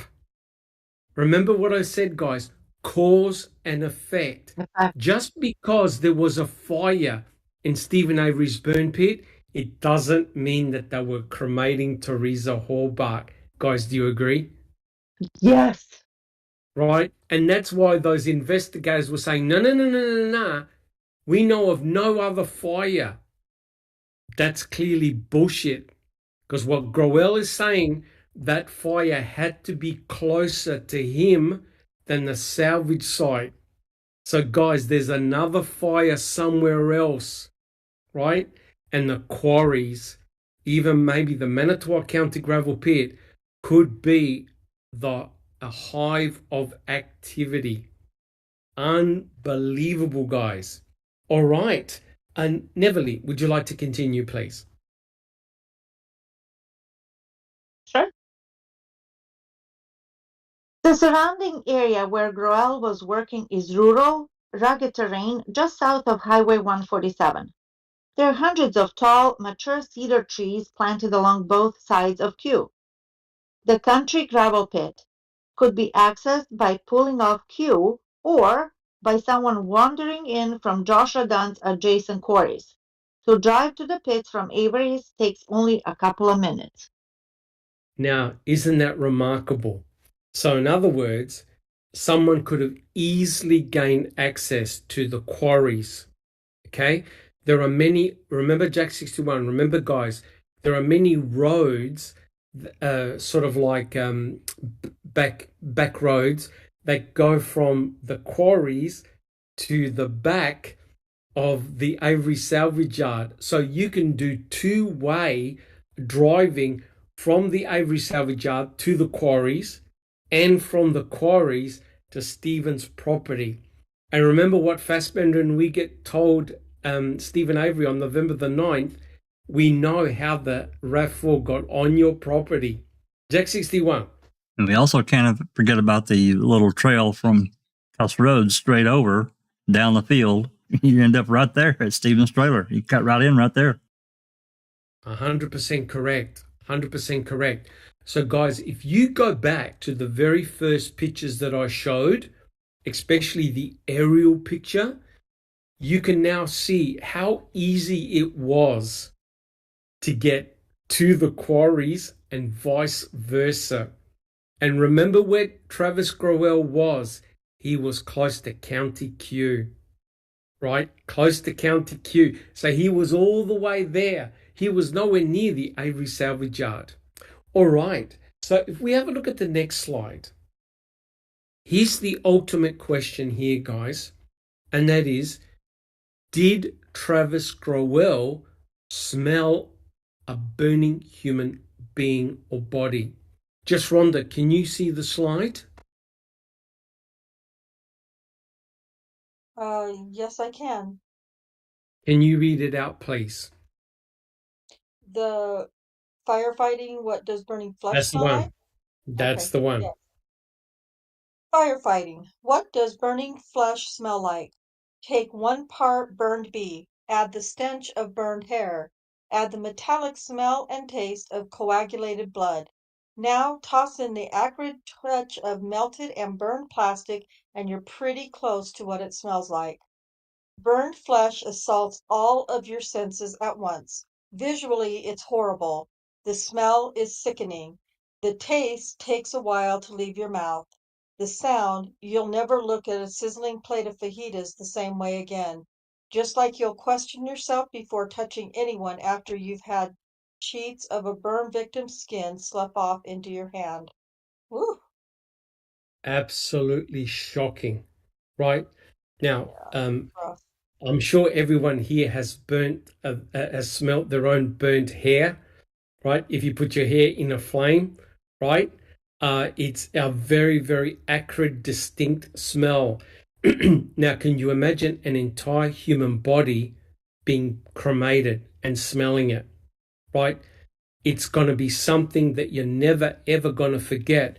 And even though I put this comment here, I've done a lot of research and everyone says exactly the same thing, right? It's a very powerful, pungent smell that gets in your nostrils, in your mouth, on your clothing. You can never get rid of it. Now, I'm going to ask a question to my panel. I'm going to ask a question to people in chat. This is a serious question. It's about Brendan Dassey, right? Does anyone here actually believe that Brendan Dassey saw Teresa being cremated in front of him in the burn pit, considering that that kid was 16, intellectually challenged, and faints at the sight of blood? Can anyone believe that Brendan Dassey actually saw Teresa's body burning in front of him in the fire?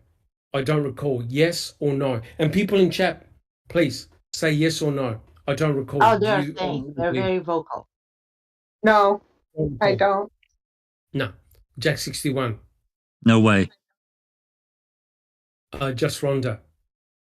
No. Neverly. No way. Yeah. Me? No fucking way. No fucking way. Right? How can, think about it. Think about it. He's a young kid. All he does is like playing computer games. He's a very shy, introverted kid, keeps to himself. Are you trying to tell me that right in front of him, according to Fassbender and Wiegert, he saw Teresa's body being cremated in front of him? Could you imagine the smells, the sound? And what did Brendan Dassey say? What he did? He went home, watched a bit of TV, played a bit of computer games, went to bed, and went to school, just like any other normal day. You saw the comment by that firefighter. These are people who are frontline workers that see death every day. And firefighters see human bodies completely burnt to a crisp. And these are seasoned people who still can't get it out of their minds or their mouth or their clothing, the smell of a human body. Death. And you trying to tell me that Brendan Dassey went home fully clothed, being in front of a person who just got cremated, Teresa Halbach, and no one in the household said, "What the hell's that smell?"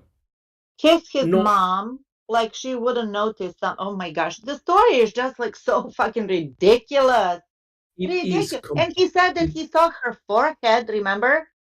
Ziggly lines on her forehead. Correct. That's what he remembers of Teresa being put whole, not in pieces, whole. Not in pieces. Correct. Come on. Just Rhonda, do you have a comment? Yes. I believe that had any of that happened, that Brendan saw Teresa burn, smelled her being burned, had a sense of the taste of it in his mouth, of her being burned, there would have been a visceral reaction from Brendan whenever the investigators were interrogating him. And there's never any sort of a reaction like that that I believe you would have seen uh, from anybody when asked when asked questions about seeing a burning body, and But we not don't only see it, Brendan. 100% agree, just Rhonda. 100% agree. And not only that, remember, he raped Teresa Halbach, allegedly. He cut off her hair, allegedly. Cut her throat, allegedly. Saw her being shot 10 times, including twice in the skull. Witnessed her dismemberment and put her in the fire. And there's no reaction from Brendan Dassey at all. He's just a statue because he never saw any of those events. If you could, and I agree with Sister Rhonda, if during the interrogation he gave this violent reaction, started sweating, crying, throwing up, showing signs of remorse, showing signs of disgust, then you're going, oh, okay, something's Of up here. shock. Yeah. Of shock. Disbelief and everything else. The kid just stood there like a statue because none of it happened. And people in chat are saying that Scott and Barbara were by the fire over there and they didn't see anything, they didn't smell anything. Come on. Correct. And I think Clive talked about the fact that, he goes to school like a normal kid and nobody noted, Brendan had this weird disposition about him and he wasn't himself, etc., etc. Nothing whatsoever. He acted as though nothing took place. And the frustrating thing is nothing did take place, right? Barb, nobody said, not even Scott Tadich said, I smelled something. Remember when they talked to Bobby, they said to him, did you hear someone screaming for help? No. And what did Jody say? She goes, I would have screamed at the top of my lungs and you would have heard me from a mile away. They even asked Chuck, did you hear anything? Did you smell anything? Did you hear anything? Any gunshot? Nothing. Chuck said he would have heard gunshots, but he didn't. And according to Brandon, she said, knock it off. There you go. Knock it off. Correct. So guys, and also people in chat have said, hey, if Stephen had used a lot of tires, her house goes black. Barb used to complain about the smell of the tires and the smoke, right? Hitting their property. Yeah. The soot. Stephen Avery's garage would have been black. Bear would have been black. His kennel would have been black. There's no actual physical signs of a massive fire occurring over a long period of time. The only fire is occurring in Ken Kratz's head, nowhere else. Jack 61. Yeah. Correct. In his fantasy world, Jack 61. Yeah, I think that, in this thing that we put up about the fireman or firefighter is really good. But also, I think it's important to note that not one report, not one from the police officers noted any odor. Not one. Correct. Nan's Life 7 says the smell would have been lingering in the air on November 3rd when Colburn was there. It's in the air for days, and Colburn said nothing. And Remiker. Correct. 100% correct. And I think Lenk was there as well. It would have been a very distinct odor. It would have been, his house would have been covered. His clothes would have been covered. It's a smell that you can't get rid of. But it's very interesting because I think Travis Growell actually smelled a burning body. I really, really do. If Growell all of a sudden says, I smelled something I've never, ever smelled before and it lingered in the air, that means that night, very likely, now, I'm going to say something controversial. It may not have been all of Teresa Halbach being cremated. It could have been some body parts being cremated. Guys, but does it matter? No, exactly. It means that night she was dead and being cremated, possibly sequentially, piece by piece, and hence that now brings in Cuss Road, right, Jack 61? Right, Jack 61. Absolutely. That now brings in Cuss Road, right? Without doubt. Yes, Yeah. And Neverly. another thing is, Dr. Silkman and everybody else, these are people who live in rural Wisconsin. So they're Correct. surrounded by farms with Correct. cows, stuff. You know what I mean? Like Yes. manure. And Correct. that's a very pungent for like city folk. That's a very distinctive pungent um, smell, but nothing like a burning body. Obviously, they know they go hunting. They've done, Correct. skinning and dismembering deer and roasting And stuff and burning them. cooking stuff. And burning You them. know what I mean? Burning them. So burning Correct. heads in the burn, deer heads in the burn pits, in the burn Burn barrels. barrels. So Burn they're barrels. used to all these different smells. But if somebody like Groel, who said, I've never smelled anything like it, and he reported it, I'm sorry, it's significant. It's 100% significant, guys. It really, really is. And like I said, this comment that just Rhonda read out is typical of first responders and people that have actually smelt a burning human body. It's an acrid smell. Remember, your body contains a high proportion of blood, right? You got that coppery, coagulated smell. It's awful, right? And if you've ever burnt your skin and you smelt your skin after it's been burning, it's a shocker. Imagine an entire human body with the bowels, the organs, and bacteria. It's going to be horrendous. And the molecules in the air are going to adhere to your clothing, right? No one ever said, oh, when Brendan came home, there was this acrid smell and Bear was barking for hours and hours and hours. Guys, do you hear any of that? Has anyone ever written any report on those lines? Nope. Nope, never, nothing like that. Nobody. And that's why this case is so stupid, so frustrating, because the evidence does not suggest that Teresa Halbach was murdered by Stephen Avery, by Brendan Dassey, either in the trailer or the garage, and that she was cremated in Stephen Avery's burn pit. The evidence points to elsewhere. Neverly. Yes.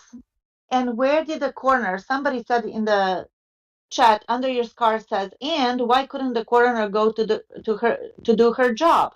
Threaten and then quit. Yes. And when they called it Mike Pleaser, is that his name? Pleaser. He didn't go to freaking Stevens burn pit. No, he was in the quarry. Exactly. He was in the quarry. He went there. Yeah. Correct.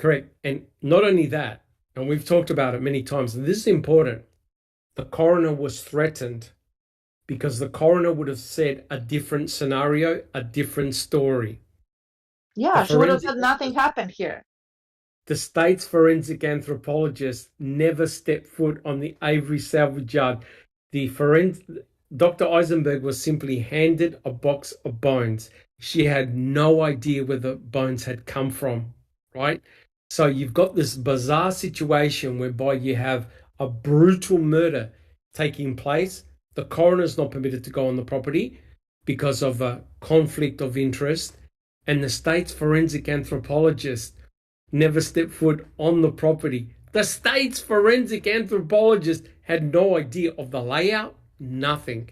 So quite clearly, guys, this is an incredible shit show of monumental proportions. And we're meant to just sit back and believe what the state said? No, it never happened that way. Guys, do we have any comment before we continue? We're all good? Are there any further questions from in chat? People are fired up just like we are about People this. are fired up? All right, bullshit, beautiful. Yeah. So let's have a look at the next slide, Jack 61. So this is very important. We'll do a couple of more slides because we've done several hours already. I don't want to rush it because all this particular chapter is an absolute ripper. Now, we're now going to enter into a very important part of the investigation. This is crucial. Neverly, would you like to continue, please? Of course. In November 2005, during the height of the quest to find Teresa and her car, several of Wisconsin's all-around best tracking and cadaver dogs were utilized by law enforcement. The dogs were ushered throughout Avery's red trailer by their handlers and taken near his garage. But those were not the spots that drew the most intrigue. Instead, the action was coming away from Avery's property, about a half a mile away, over towards the spooky stretch of Cuss Road. Cuss Road runs east-west. Avery's place was to the east of Cuss Road. Okay. Now we've got a big section here, which I will explain. And we welcome Barb. Thank you for joining us. And I agree. All of us on the panel agree, and I'm sure everyone in chat agrees. Teresa Halbach was not murdered by Stephen Avery, Brendan Dassey, and she definitely wasn't cremated in Stephen Avery's burn pit, right? All the evidence suggests that it took place somewhere else, right? So Jack 61. Oh, we've got the next slide. This is very, very important. In fact, it's the most important part of the entire investigation, in my opinion. Something that I didn't know very much about, but after John Ferak's chapter, it's completely cemented it in my head how important it is, right? So there were two types of dogs, canines, that were used in the investigation. Those type of dogs were both cadaver dogs and scent dogs. They're very, very different, and I'll talk about it in a second. Now, these dogs, both cadaver and scent dogs, were called in to search the Avery salvage yard, but also surrounding properties, including areas around the salvage site. Yes, we're talking about the quarries, Redonce quarries, and also at Cuss Road, right? So the dogs were brought in very early on in the investigation. Now, like I said, there were two different types of dogs, cadaver and scent dogs. But here's the most important thing, and I think you'll agree. Dogs do two things. They don't lie, and they don't hate Stephen Avery. Let me repeat that. Dogs don't lie, and they don't hate Stephen Avery. That's very important. Dogs will tell it as it is. Guys on the panel, guys in chat, do you agree? Yes. Dogs are not going to lie, and they've got They don't no have motivation. They've got no motivation. These animals are highly, highly trained. Okay. Now, one of the most important dogs, there were two. One of the most important dogs was called Brutus. Now, Brutus is a Belgian Shepherd dog. It has been trained to detect human remains and cremains. Let me tell you right now, I want to emphasize the word human. Not animal, but human. Brutus detects human decomposition. In other words, if there's blood out of your body, or there's decaying muscle, tissue, bone, hair, teeth, they detect human decomposition. They're highly, highly trained animals. Okay? Now, what is important is that Brutus is not scented for Teresa Halbach. I hope everyone understands that. Brutus does not detect specifically Teresa Halbach. Guys, does everyone in chat and on the panel understand that? Thank you for pointing that out. Brutus is just detecting decomposition. Human It could be anybody. Anybody, right? It does not detect Teresa Halbach. That's important, right? So in other words, if there's any form of human decomposition on the Avery salvage site or around the properties, it would detect it. It's been trained highly trained to detect human decomposition, because when we die, we let off biochemicals that have a distinct smell. And this is going to freak you out, but when we die, we all smell the same. I didn't even realize that. We all smell the same. It's the smell of death, right?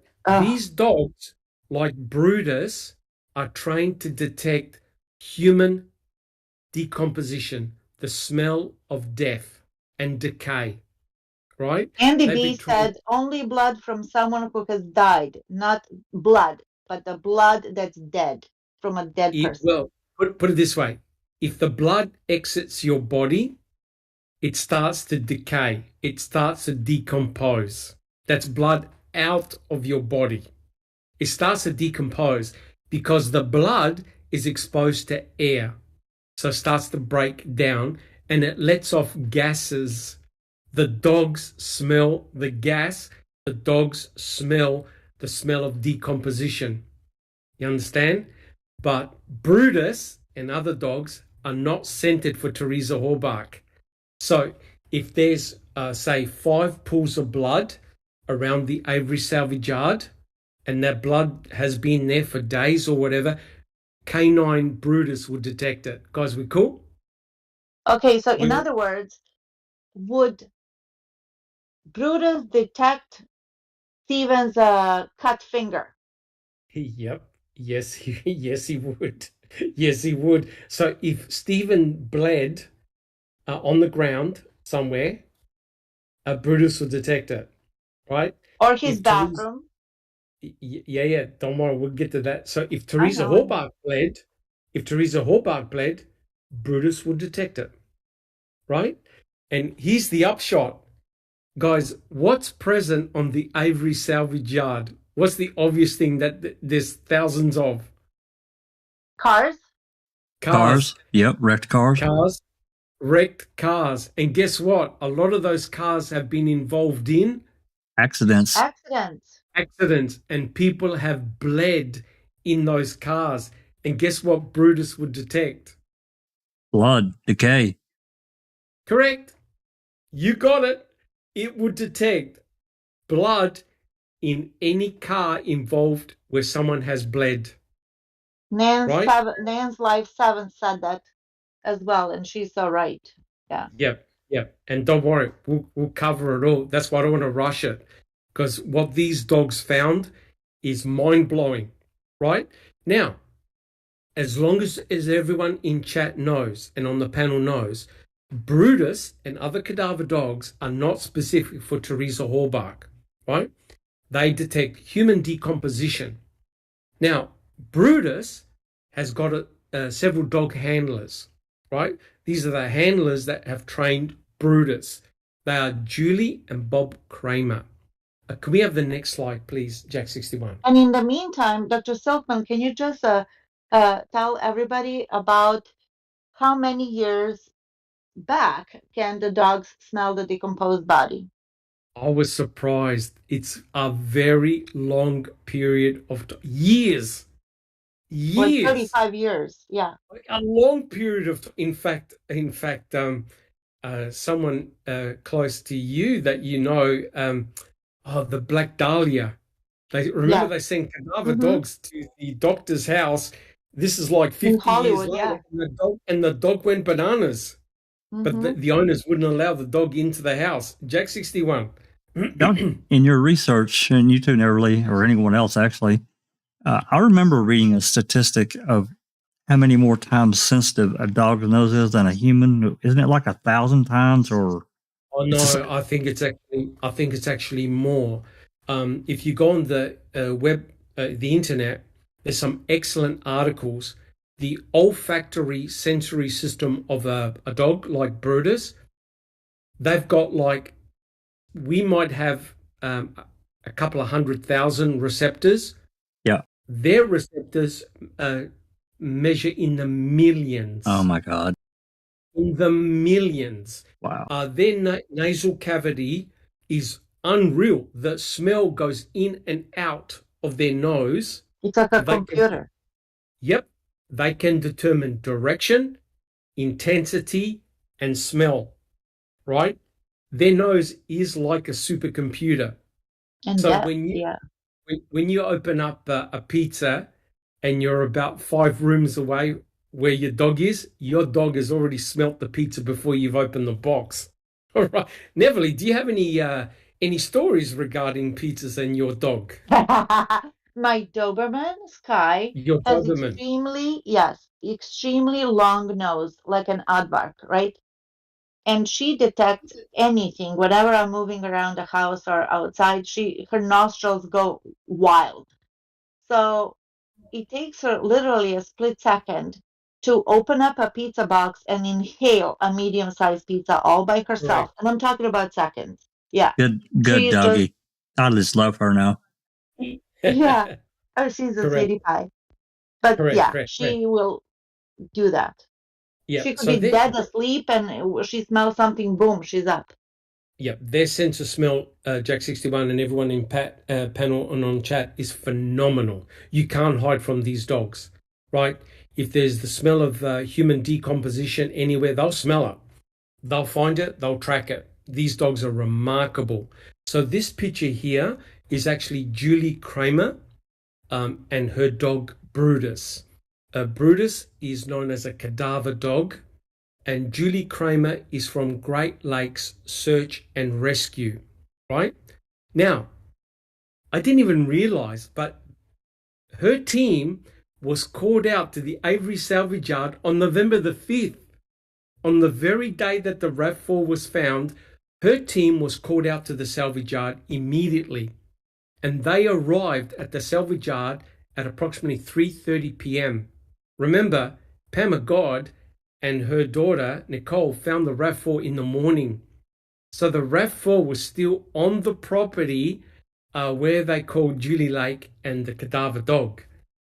Did you realize, yes or no, do you realize that there were other cadaver dogs apart from Brutus? Who knew that? Jack 61. I think I did. I know. I'm pretty sure Loof, the other, is a tracker dog, scent dog. I can't remember the other cadaver dog's name, but I wanted to add in also, Doc, everyone. They had apparently this Great Lakes Search and Rescue. I don't remember. It may be in one of the calls. They had actually called Manitowoc Dispatch and kind of left if you need help, we're here, Yes. blah, blah, blah. And they kind of got put on the side burner, but as you said, not for very damn long. They got called out quickly. We also can't, we can't forget also, in addition to the tracker dogs and the people that know, how to search, they also had a helicopter that they brought, Eagle 3. Oh, yes. Correct. Eagle 3 as well. So, look, unlike what happened with... there's a Cody, dog Cody. Yeah. I'll tell you who all the dogs were, right? There was Canine Lucy, Trace, Riesling, Cody, Simon, Harley, and Kovu. They were all the cadaver dogs. I didn't even realize they had that many cadaver dogs, right? And I'm telling you, I'm shocked. And guess what the dogs were asked to do?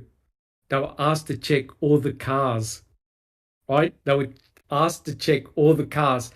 And what did the fire and rescue team do to all the cars? What did they do?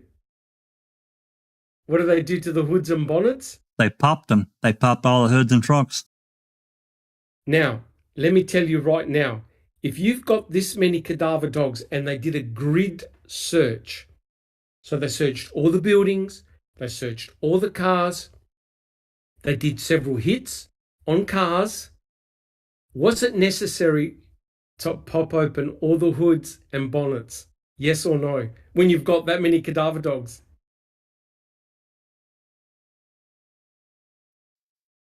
Yeah, I don't think so, Doc. I don't think so. No. Not with the sensitivity of the dog's nose, no.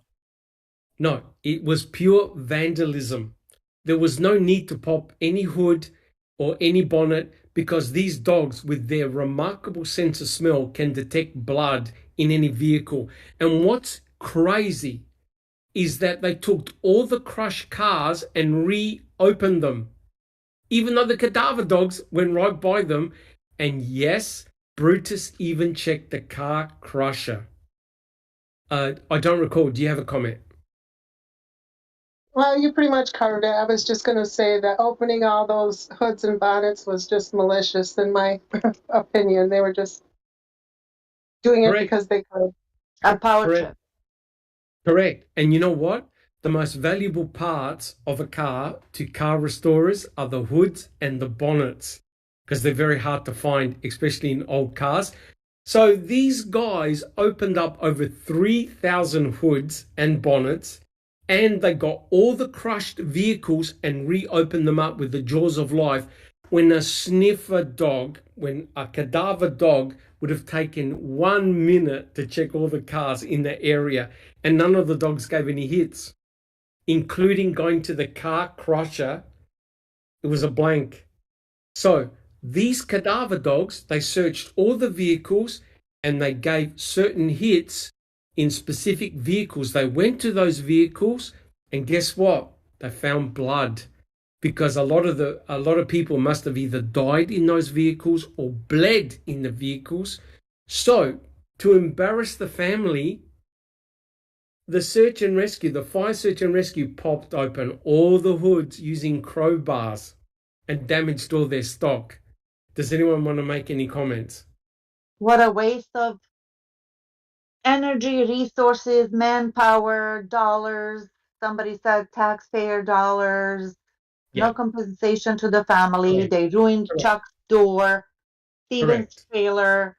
And I think that Wally got like $300 or something ridiculous. Yeah. Correct. Oh, Correct. he didn't get anywhere near back what the damage they did. They destroyed the concrete pad, and $300. yeah, it was nothing. So the important thing about the dogs, the cadaver dogs, they're non-discriminatory. If they smell human decomposition, they'll bark. They'll let you know, hey, check over here. I smell human decomposition. Check. There was no reason to pop open the hood of over 3,000 vehicles. Right? The dogs already told them where the blood was. Just Rhonda, did you have a comment?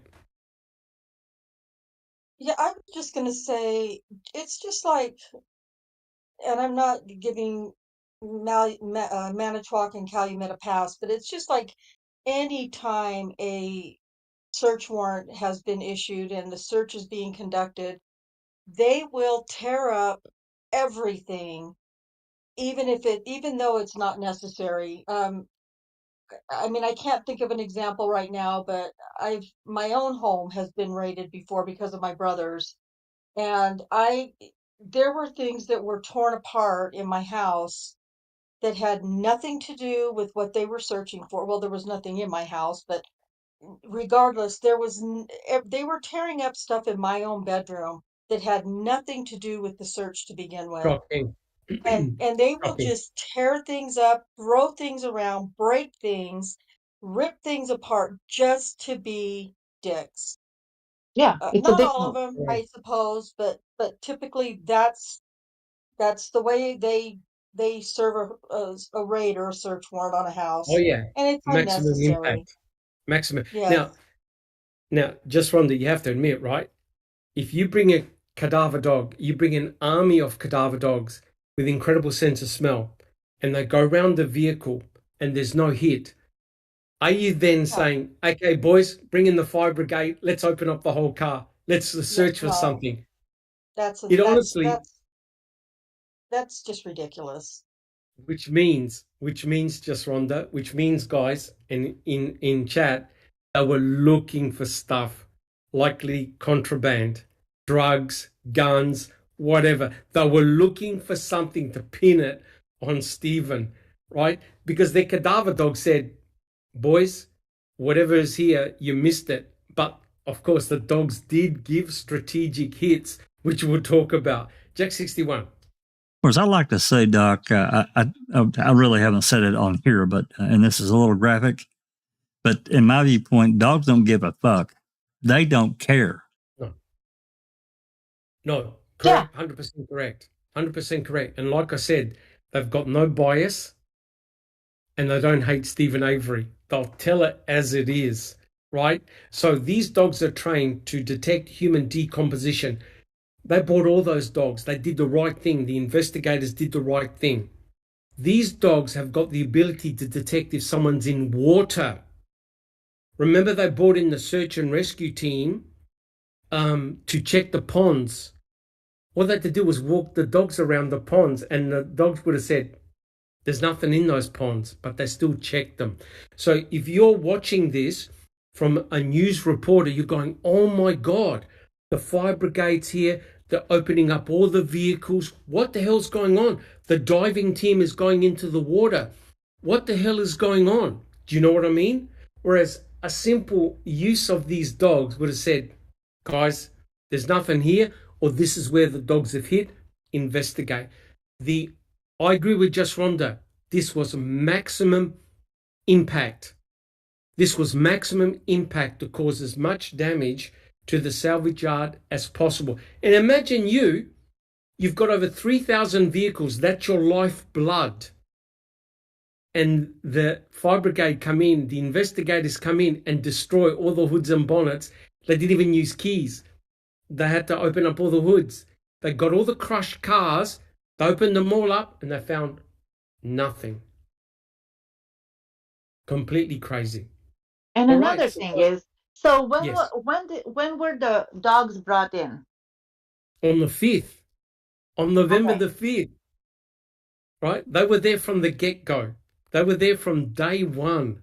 The moment the investigators came in, after Pamela God found the car with her daughter, they called the dogs in. The dogs were there at 3:30 p.m., still light.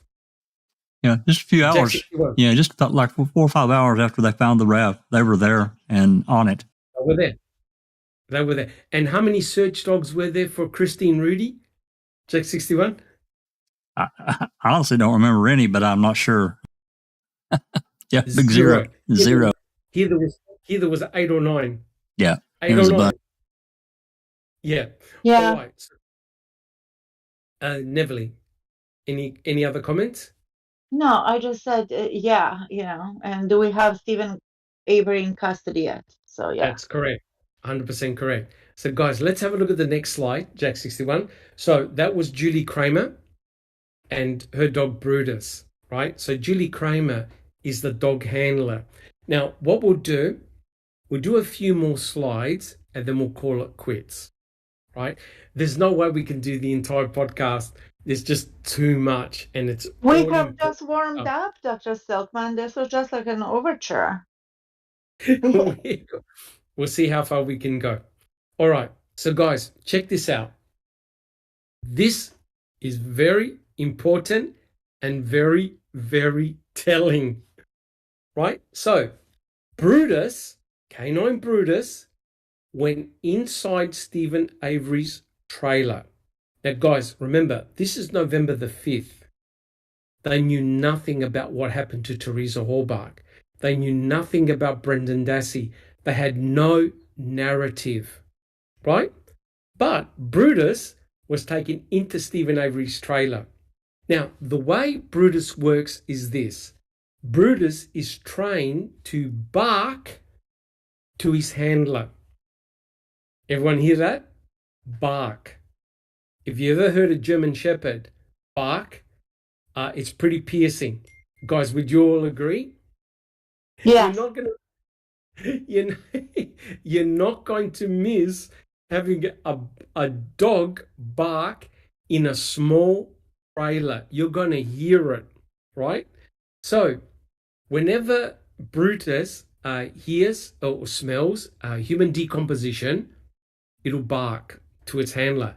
So one sign of human decomposition obviously is blood, right?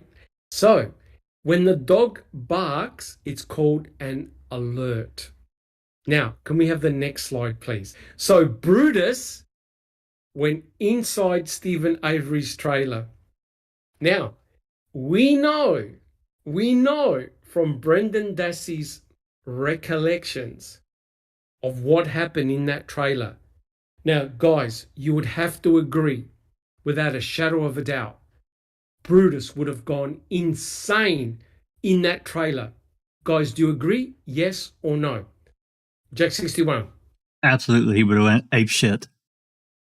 No matter how good Stephen is able to clean, you're not going to hide blood and other human bodily fluids from a cadaver dog.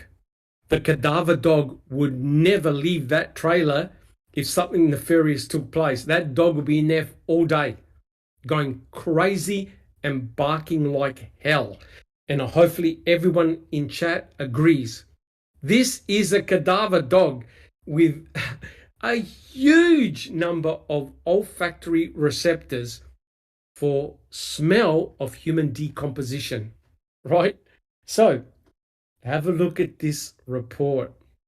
I don't recall. Would you like to read this report? This is a very important report. This is in CASO, page 89, and it was written on the 5th of November.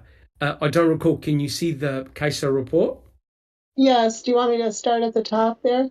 Start at the top, and guys in chat and on the panel, pay close attention who was in that trailer. I don't recall. At 17:26 hours, Julie Kramer and her canine Brutus, Lieutenant Sipple of the Calumet County Sheriff's Department, Detective Remaker from the Manitowoc Sheriff's Department, Special Agent Hunsitter from DCI, and I did proceed to a burn barrel area near the Stephen Avery residence. It was decided that Julie and Brutus would go through the Stephen Avery residence in an attempt to determine whether Brutus would alert to anything within the dwelling. At 17:35 hours, Detective Remaker, Julie Kramer, Brutus, and I did enter the Stephen Avery residence. We did exit the residence at 17:40 hours. I personally did not observe any alerts from the canine. Investigation continues.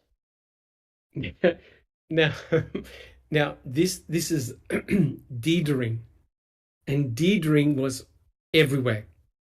He's a senior investigator, right? And these investigators, they've got notepads. They know who goes in, who goes out. Now, I want you to notice two things here.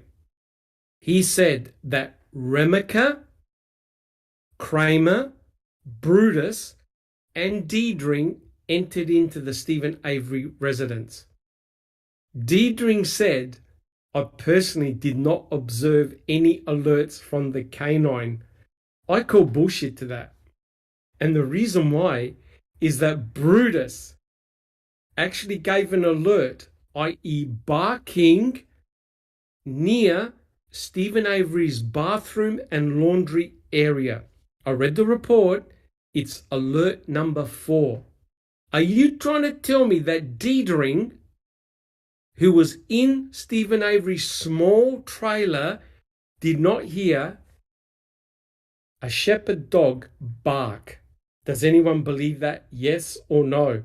I don't recall. Yes or no? That Diedring suddenly didn't hear a dog bark and give an alert to Julie Kramer. Do you believe it? No.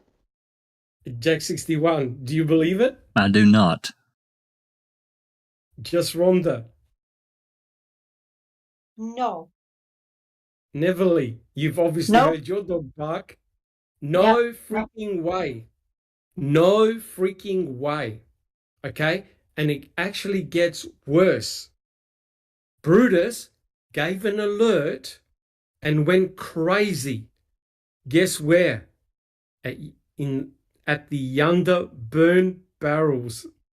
This is a cadaver dog who went crazy at the Yonder Burn Barrels on November the 5th. I believe it was November the 5th. That was alert 5. Brutus also gave an alert by barking at the back of Teresa's Toyota RAV4. Right? He stuck, apparently, they spoke to Julie Kramer. He said that he never stuck his head underneath the tarp. He just barked at the back, right? But what do we know is present on the back door of the RAV4? What's something that Cohane doesn't want to talk about? A23. A23. And inside the RAV4, there was Teresa Halbach's blood. We don't know whether it was Stephen Avery's blood in there at that time. And guess what? Did the investigators open the door to let the cadaver dog in? They did not. They did not. They kept the doors shut. Right? Now, all they had to do was put Brutus on a leash and get Brutus to go in and smell and bark where he smelled blood, human decomposition. They never let Brutus or any other cadaver dog or scent dog in that car. The question is, why? Why? They could have put the dog on a leash. Open up the doors. What do you smell? Where do you give your alerts?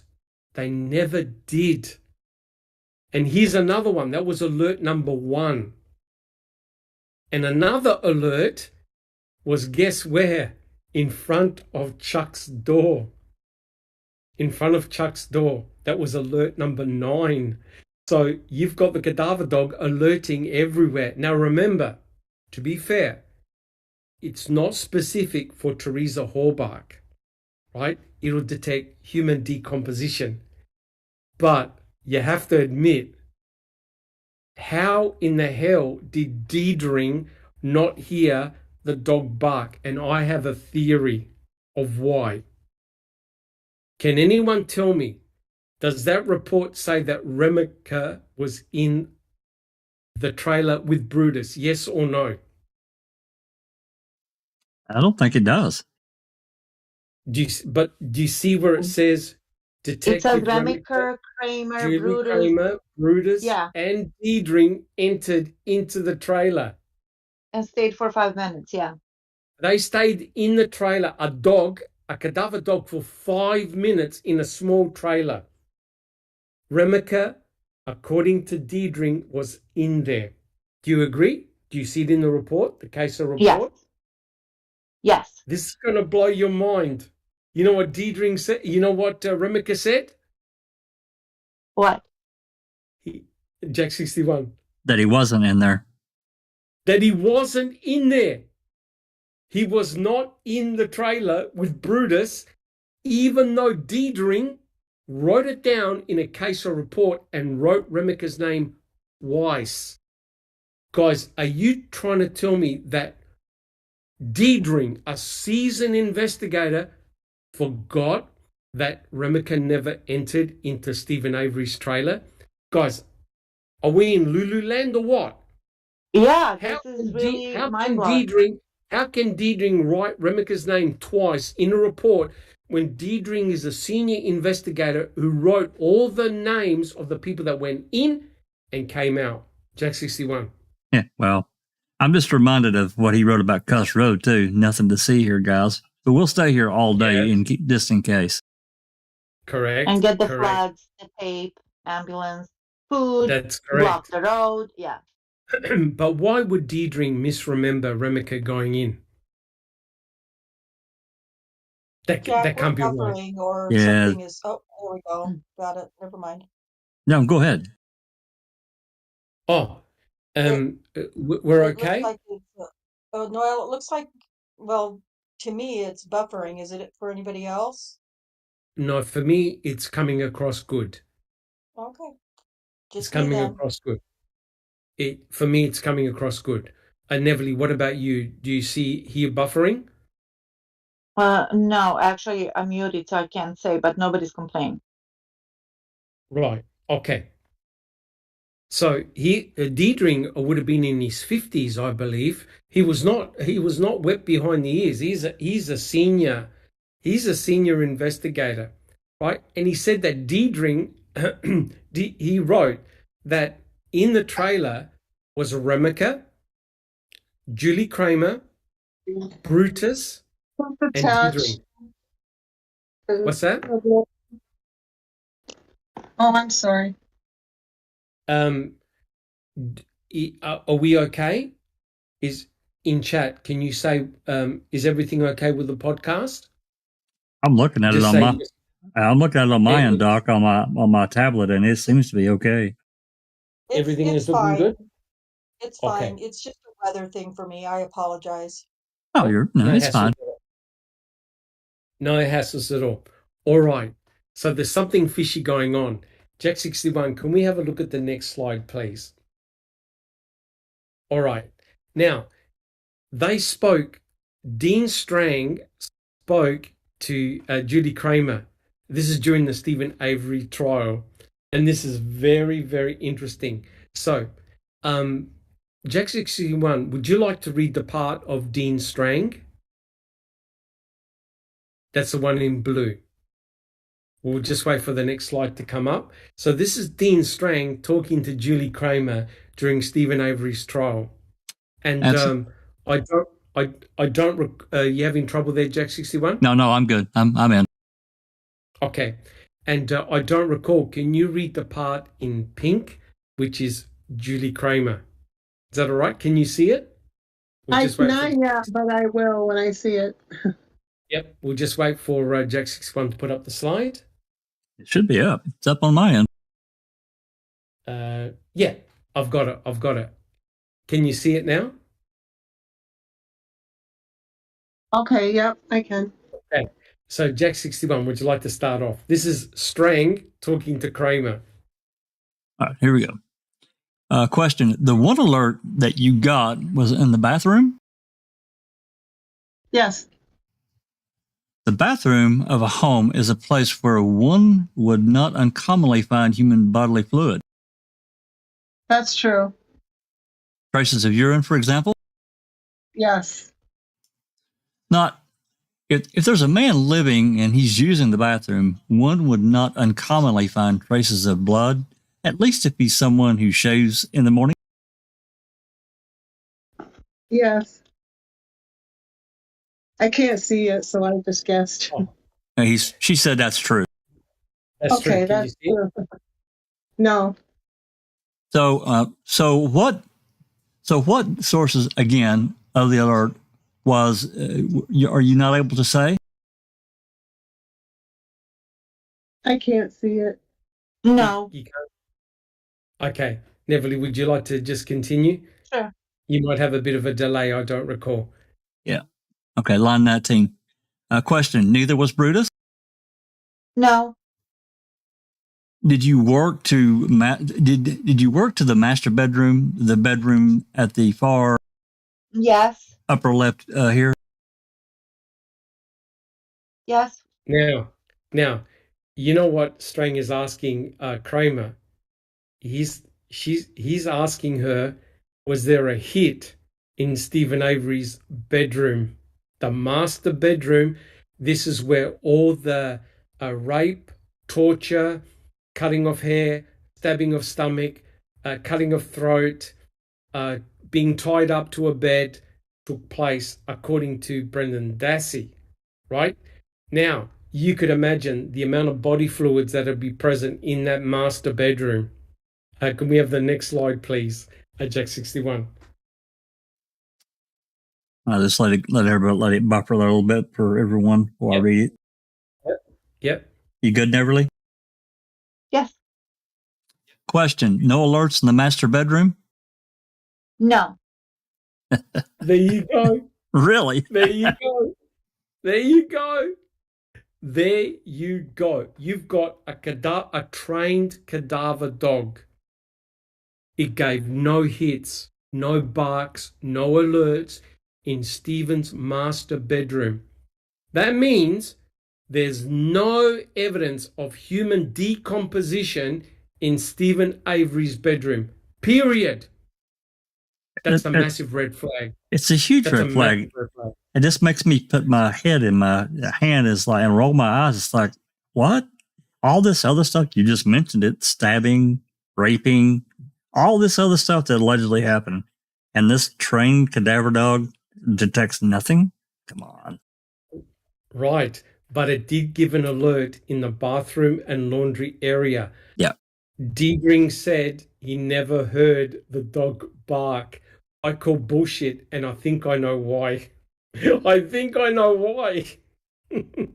So, guys, quite clearly, the handler of Brutus said, nope, no hit in the master bedroom, but we did get a hit in the laundry and bathroom area. Now, this is going to blow your mind. The next couple of slides, you're going to go, what the fuck? Jack 61, can we have the next slide, please? Now, I thought, okay.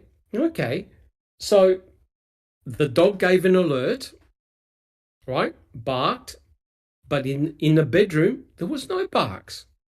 But remember, this is November the 5th. They had no idea about what happened to Teresa Halbach. Correct, guys? They had no idea. But a cadaver dog did a hit in the bathroom laundry area, right? Deedring said, I didn't hear any alerts. Remika says, I never was in that trailer. But here's the question. I want to ask everyone in chat and on the panel. You've just brought in a cadaver dog into Stephen's trailer and he barks, he gives a hit. Who are you going to call next? Tell me, who are you going to call next to go in there and investigate? What's the obvious answer? The cadaver dog does a bark, an alert. It smelled human decomposition in Stephen Avery's trailer, in the bathroom area, laundry area. That's a perfect place to get rid of blood, right? Right? Who do you call in next to come in? Jack 61. It would need to be an evidence tech or someone from the crime lab.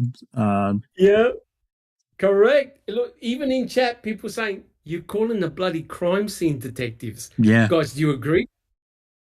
You'd have Do you to. agree? Yeah. You're calling the crime... Even the crime lab. Yeah, I mean, and even before you maybe even collected any samples, I mean, I would think that you would put in an alternate light source. That's just me, being logical and all.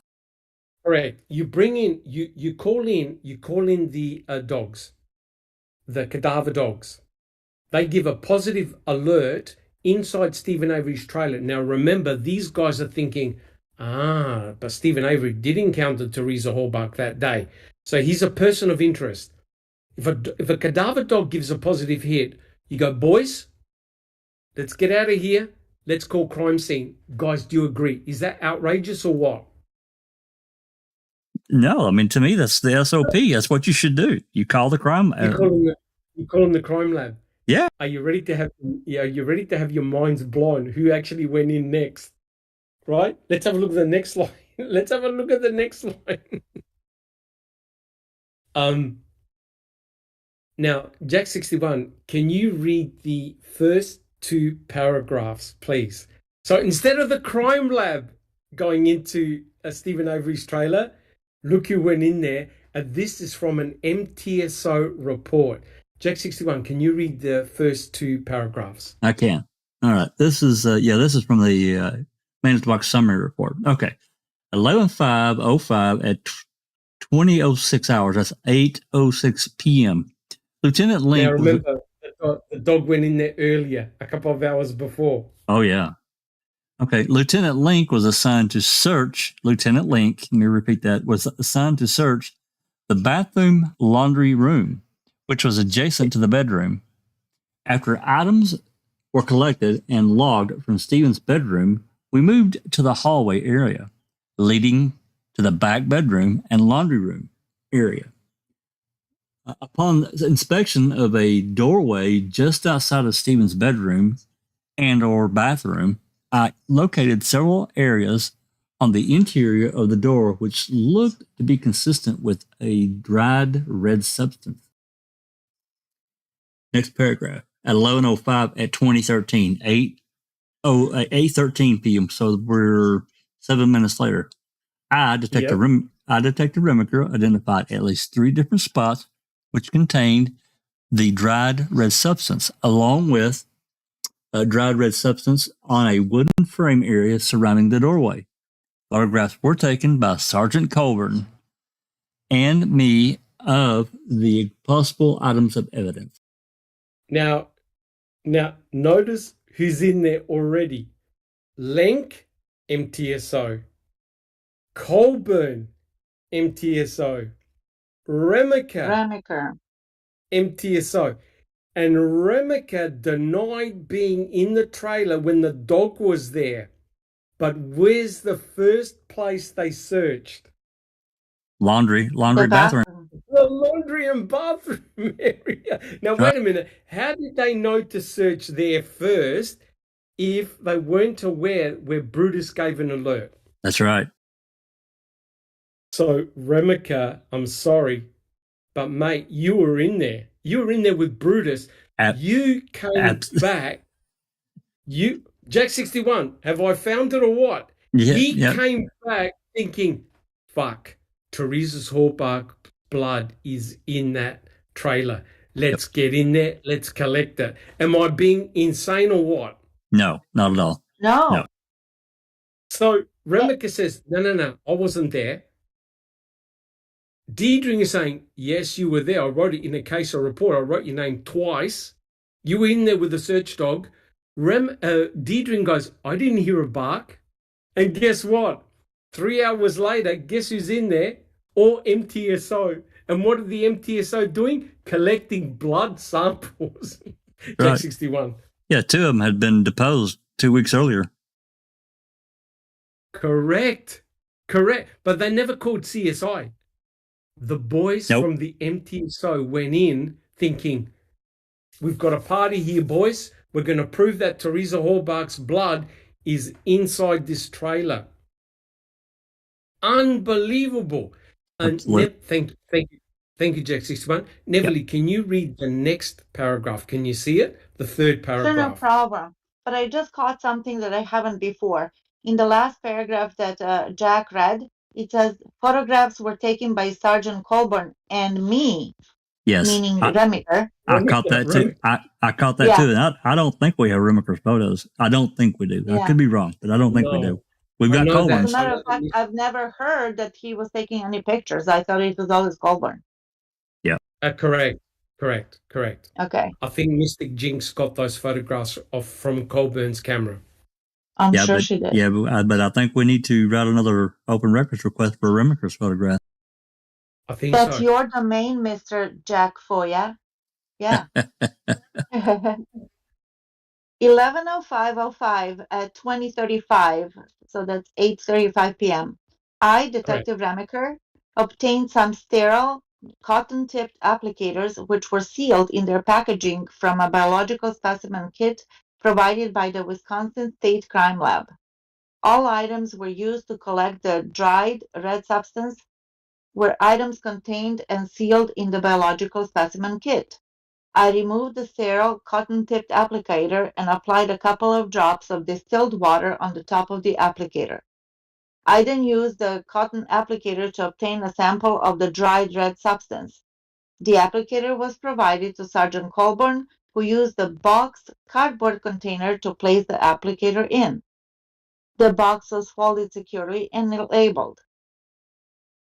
2 swabs were taken of the dried red substance from the doorway, along with a control swab, which was taken near the location where the dried red substance was obtained. Those items were retained by officers and later turned over to the CASO via Sergeant Tyson. Right. So are we talking about the same applicators that we found? Yeah, that we found in the RAV above the ignition. Well, let me tell you this. These guys were playing the role of the crime scene detectives, right? Yes. That they bypassed the crime scene detectives. Yeah. Instead of them calling the crime lab, these guys started playing crime scene detectives themselves and started collecting what they thought were blood samples. Let me tell you this. This is on the same day that the RAV4 is still on the property These Yep. guys were collecting blood samples on swabs from Stephen Avery's trailer, and they were handing them to Sergeant Tyson. Did you know that Sergeant Tyson was actually stationed at the RAV4 during the day? I did No. know Yeah, that, but I had put it yeah, together. Son of a yeah. bitch. He was there. No. Yep, he was there at the RAV4, right where the RAV4 was. So you now have Lenk deposed, Colburn deposed, Remica, who's part of the MTSO, all taking blood swabs from Stephen Avery's trailer in the exact location that Brutus gave a hit.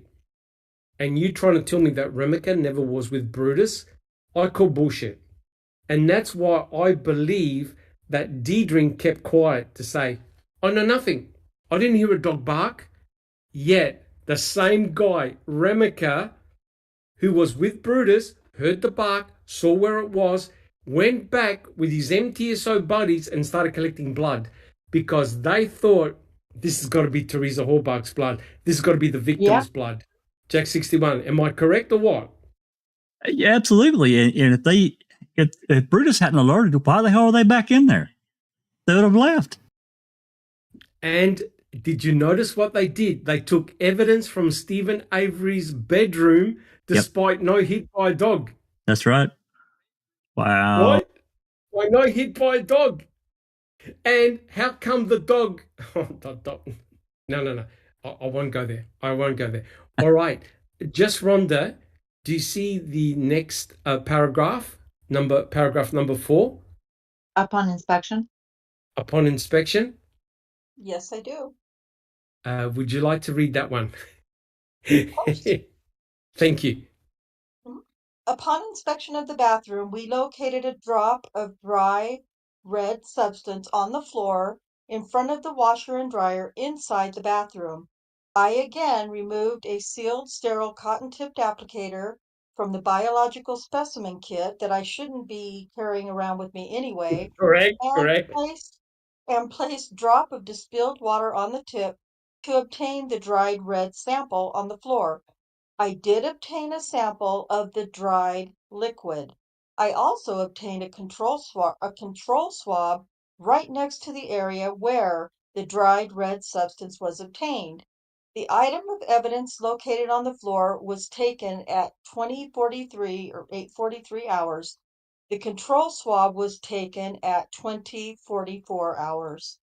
1 Now, minute later. notice, guys, if the crime lab was in there, they would have done a phenolphthalein test.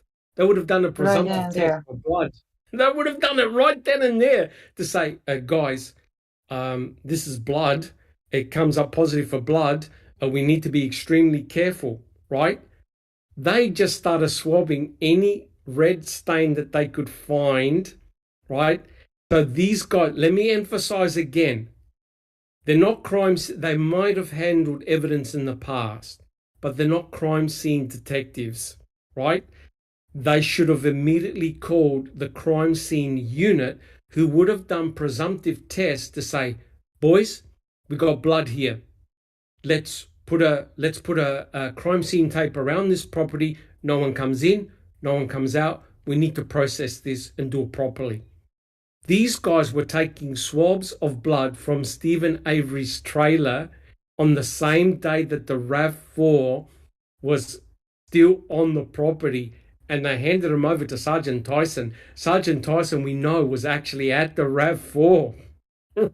Jack 61. I was going to say that. That's really interesting. I knew he was there, and I knew he was at the RAV because they placed guards around at different locations to watch, and the RAV didn't leave until seemed like it was sometime after 9. Late. Yeah, it was pretty late. Just in time. Yep, fairly late. Yeah. I have a question. Yes, I have a question while we're on this paragraph. Could you explain to us how did he determine what would be a control swab? Basically anything outside of the stain. So, which is stupid, right? Because there still could have been blood there, but they might not have seen it, right? That's why Jack 61 said, hey, use an alternative light source, right? Because if there's material there, then it's not a proper control swab. So basically a control swab means I take a swab, the test is I see a red substance, I swab it. That's my test. Half a meter away, it's clear. There's no sign of red substance. I'll take a control swab, which means that it should be negative for blood. Jack 61. Well, you know, and to add into all of this, they didn't know anything other than Teresa had come to take a photo. They didn't have any of this other information that, you know, we obviously got. But if there was a suspicion of some kind of crime happening in there, they should have immediately, as you just explained, call the crime scene tech in, test for blood, and then say, you know what, get the fuck out. We're going to bring out a alternate light source and all that stuff. Correct. Plus, how did they know that she was bleeding? Maybe she was just suffocated, strangled. No, but correct. But remember, guys, this is November the 5th. They had no idea. They had no idea where Teresa Halbach was. They didn't know shit at that point in time. So we have to back up and really kind of forget about all this other stuff. You know what I mean?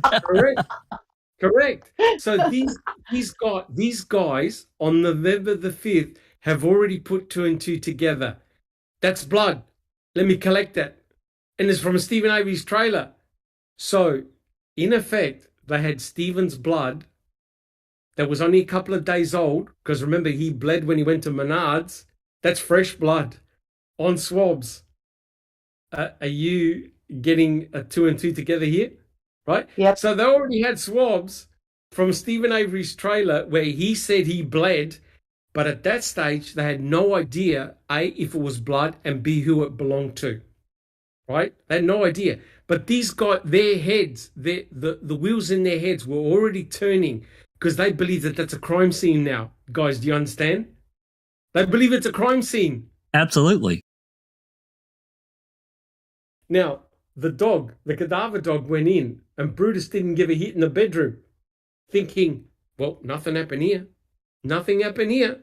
But the dog gave a bark at the same place that these guys are taking blood swabs. So are you trying to tell me that Remika said, no, I wasn't there? Bullshit. He went directly to the bathroom, laundry area, Jack 61. He was there. He lied. And you know who covered? Had to be Deirdre. And That's right. Deirdre, what did Deirdre say in his report? I heard no alerts. Nothing. And makes me wonder if Deirdre walked away somewhere and wrote the report. I don't know, but something's amiss. And I'm really saddened that Remiker was lying because I thought he was one of the rare honest cops.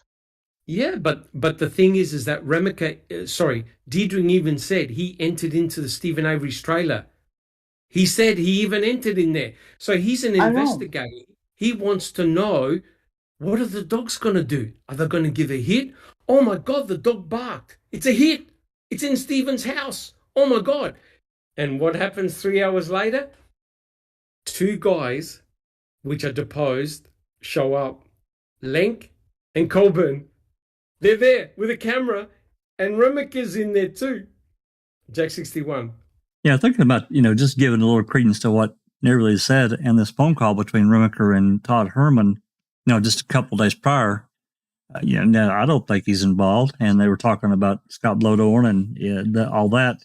Yeah, I kind of felt like that Remiker was really more on he didn't do it. He had nothing to do with it. And now here we are. Yep, here we are. You're correct, Jack 61. These guys are now collecting potential forensic evidence from Stephen Avery's trailer. And these guys have got no idea what they're doing because they don't know if it's blood, who it belongs to. But you could tell, here's my point, they collected every drop of blood that they saw everywhere. Jack 61. That's right. So now they've got fresh blood in there. Well, it's not fresh, but they've got blood. Blood. Yeah. Fresh blood on swabs, right? With the RAV right there. Yeah, go ahead, Sheree. With the RAV still on the property, correct. I don't recall. do you see the last paragraph where it says, I, Detective Remika? Yes, I do. Can you read that one? Have a listen to this Sure. one. I, Detective Brummaker, removed a mini lint roller which contained an adhesive material. I obtained numerous samples of possible hair and fiber material from the floor right next to the bed inside the bedroom. This was collected at 20:58 hours. I also located a dried red substance on the wooden molding on the right side of the doorway, facing the doorway from the interior of the residence. Additional photos of this item were taken. A sterile cotton-tipped applicator was again used to collect a sample of the red dried substance from the wooden molding. That sample was collected at 21:12 hours. Photographs were taken of the samples on and near the doorway, along with measurements of the height of the possible evidence and some abrasions or scratches in the wall alongside the bedroom hallway. All right. So you can clearly see that these guys were already taking forensic samples from Stephen Avery's trailer. Anything that looked like blood, they were taking samples. And notice they didn't call the crime lab. They didn't call That's the crime weird. lab. I'll, I'm sorry, guys. If you believe in the conspiracy, it's right there. They got Stephen Avery's fresh blood on cotton swabs from his trailer, and they must know that Jody's not there. They must know that Jody's not there. Jack 61. Oh, they did know because they contacted the jail around 12:30, 1 o'clock to have her segregated so they could go talk to her. On top of that, Doc, and I can't remember what time the mobile crime lab unit arrived from Madison, but it had been there. I know it was already there on location. I know it was. Correct. Because the crime lab unit was there, but they weren't caught into the trailer until That's much later. That's right. And I'm telling you right now, Jack 61, if you're Erdl, you'll be really pissed off. Correct or not correct? He should be mad as hell. He should be mad as hell, right? You just don't do shit like that. If as soon as the dog gave a positive bark, you put crime scene tape around the trailer and you go, all bets are off, call crime lab, photographs, samples, boom, all clean, all clear, all documented, no monkey business. These guys did the same thing to the frickin' burn pit. No documentation, no photographs, no bones in situ, nothing, right? And what did Fassbender say to Erdl? How come he never took pictures of the burn pit? Because the scene was obviously altered, right? Such you bullshit. Can't make this shit up. It's such bullshit, man, and they sold it. They sold it. So now you can see you've got Remika, you've got Lenk, you've got Colburn inside Stephen Avery's trailer. All three should never have set foot in there for a start. They are collecting forensic evidence from Stephen Avery's trailer. They're not part of the crime scene unit. That's dodgy as hell. So can we have a look at the next page, Jack 61? Dr. Silkman, before we go any further, there was a lot of discussion in the chat, and we mentioned it too, that Remiker and Colburn were collecting evidence. They did not call CSI. And Crockett in chat said, but weren't they trained in forensic evidence collection, though? That's and what I think said. they were. Yeah, and they also, on the stand, I cannot recall which officer was asked, but they said that they do have a basic training in collection of evidence, which makes sense. Correct. I know Colburn said he did. I don't remember the others, but I know Colburn said he did because he was pretty proud of himself. Correct. But let's think about this, right? They had a dog, a cadaver dog, go through. There's obviously no scene. There's no evidence of Teresa Halbach being there, her body. So what's the rush to collect blood? What's the rush to collect samples from Stephen Avery's trailer? Is Stephen Avery's trailer going to suddenly run away? No. Is any of the family members on that property? No. Are there lots of investigators and law enforcement on the property? Yes. So what is the rush by Remaker, Lenk, and Colburn to start collecting forensic evidence? Overzealous. When they have, that's correct, overzealousness, when they have their own crime scene unit that was called out to the salvage yard. All they had to do was put crime scene tape. No one's allowed in, no one's allowed out. Simple as that. The mere fact that they broke protocol just because they know how to put on a Band-Aid, sorry, that doesn't wash with me. Because these guys can actually potentially pollute and contaminate the crime scene. Guys, do you agree? They're not dressed in hazmat suits. They're not dressed in hazmat suits. They're coming in their uniforms, collecting swabs. They didn't even do a phenolphthalein test, a presumptive test, to prove that it was blood. Because if it came back negative, they would have said, boys, forget it. We're just wasting our time. So you've got all these detectives from the MTSO that should have never been in there, unsupervised, without a crime scene unit in there, without proper documentation. I smell bullshit. And not to nitpick Dr. Silkman, but I did not hear Remaker specifying in his report that they applied gloves, which is like a number one thing that you do whenever you deal with forensic evidence. Correct. I mean, look, if they go through all the trouble of bringing hundreds of people at the salvage site to search and check, they brought in what?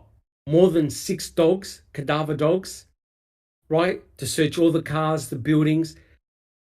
Why couldn't they just wait half an hour for the crime scene unit to come in and do a proper, thorough investigation using hazmat suits, alternative light sources, and do it properly?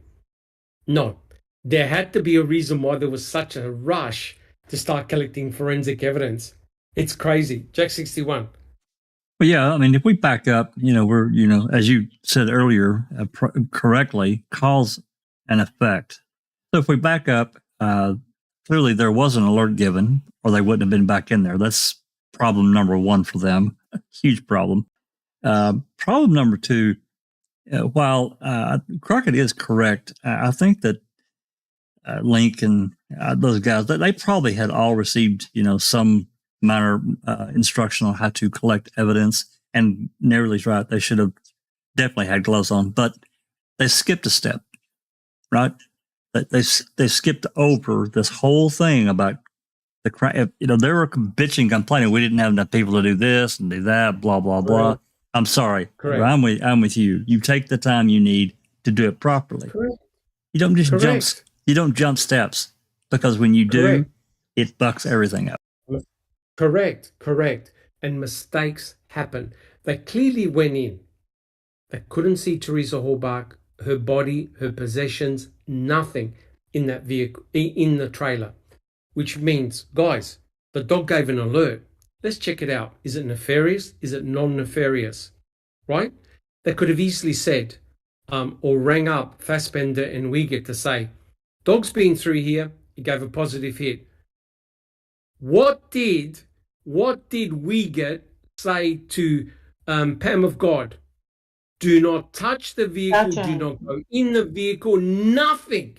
And here you've got 3 guys. They may know how to apply a Band-Aid, but they're not proper crime scene detectives. And they're in there starting to collect forensic evidence samples. And as it turned out, they were wasting their time. But here's the problem. They now have blood, Stephen Avery's fresh blood, on swabs. And you don't know whether they took 2 swabs, 3 swabs, whatever. You just don't know. So they've opened themselves up to criticism. Guys, do you understand? They themselves opened the door for criticism. Nobody else did. Especially when they were told, they had memos sent out about the Avery case. Do not talk about it, blah, blah. So this is high alert. High alert situation. We need to do everything above the standard. We don't want any speculations. We don't want any accusations for criticism. And look what they do. Even the appearance, even the appearance of it, they. I mean, personally, we've said it a million times. They shouldn't have been within 10 miles of that property. Sorry. That's correct. In actual fact, it was Mr. Kratz who said, I'm taking over the case. We want to have no form of impropriety. We don't want any form of criticism. And guess what? The MTSO officers were crawling all over the place. And they're the ones that got their hands on the forensic evidence before anybody else did. Now, how do you work that one out? Doesn't make any sense. It looks awful. I mean, the optics, even if they didn't do anything wrong, the optics of it are, you can't get around it. I can't. Correct.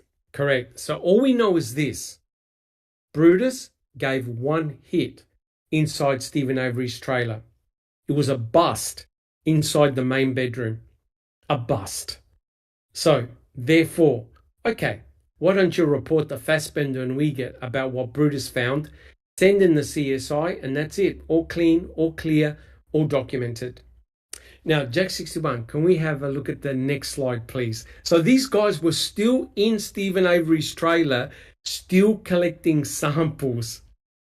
Neverly, no, Jack 61, would you like to read? Okay. I'll get Jack 61 to read the next slide, please. This is 8I. Yep. Okay, yeah, 8I. Okay. 11:05, same day, 21:52. Now here we are at 9:52 p.m. Yeah. I Detective Remaker located a car key which was located on a portable bar between the kitchen and living room area of the residence. This item was taken as possible evidence. Whoa. Yeah. Prior to Which leaving, car key? he didn't identify it. No. Prior to leaving the residence, we located a possible dried red substance on the exterior storm door. Sergeant Colburn obtained a possible sample of the dried red substance along with a control swab, which was collected by me. These samples were collected at 21:59, 9:59 hours, and at 22:01, 10:01 hours. Heapers. All right. So it's pretty obvious, guys. It's pretty obvious that they were collecting a lot of dried red substance on swabs from Stephen Avery's trailer at the same time that the RAV4 was on the property, right? And Brutus definitely gave a hit in Stephen Avery's trailer, which Deidring didn't hear, and Remaker denied being with Brutus, and yet Lenk, Colburn, Remaker were inside Stephen Avery's trailer taking a whole multitude. Anything that looked red, they swabbed. So they had potentially Stephen Avery's blood and hence DNA on cotton swabs on the same day that the RAV4 was found on the Avery salvage yard, and Brutus gave a hit at the back door of the Toyota RAV4. Anyone slightly suspicious? Very. It's pretty crazy stuff. It's pretty crazy stuff. Well, look, guys, how many hours have we done? We've done, is it close to 3? No, don't say 1. 3 hours and about 3 hours and a little over 3. Yeah. Look, guys, we'll just do one more slide. Yeah, I know we've got a lot of people in chat, but unfortunately, I have a medical appointment I've got to go to. Unless you guys want to do the podcast without me, I'm okay. Never. I don't want to rush this because we're now going to enter into Cuss Road territory, and we're going to introduce another dog, which is extremely important. So we'll do 2 more slides. Guys, are we happy with that? Oh, no. Yeah. No. So, guys, we've got a huge problem, and the investigators knew that this was a huge problem. And that is twofold. The dogs, the canine cadaver dogs, and there were other dogs as well, scent dogs, they weren't spending much time on the Avery salvage yard, right? Yes, they gave some hits. A lot of the hits were on cars where people had bled in the cars. There was a hit inside Stephen Avery's trailer. We know about that. The boys came in, did all the swabbing. We know that there were other hits on the RAV4, on Chucky's front door, etc., etc. But the problem for the investigators was that the dogs were showing a lot of interest, not on the Avery salvage yard, but to the west of Stephen Avery's trailer. They were going to Cuss Road, the deer camp, in the quarries. And we all know why. And that's the tragedy. So the question is, why all this interest in Cuss Road? Now remember, the cadaver dogs, they don't care about Stephen Avery's trailer, Cuss Road, cornfield, deer camp. They go where they smell human decomposition. To make matters worse, Jack 61, the scent dogs, they go where they smell the scent. They don't care about the geography. And I'm telling you now, what an embarrassment, because the dogs were spending, as you'll see, more time off the salvage yard than on the salvage yard. Jack 61. You said exactly what I was just fixing to say. They spent a huge amount more time off the property than they did on it. Unbelievable. And we're going to see it. We're going to see it step by step. So, Neville, would you like to read slide 10A, please? Sure.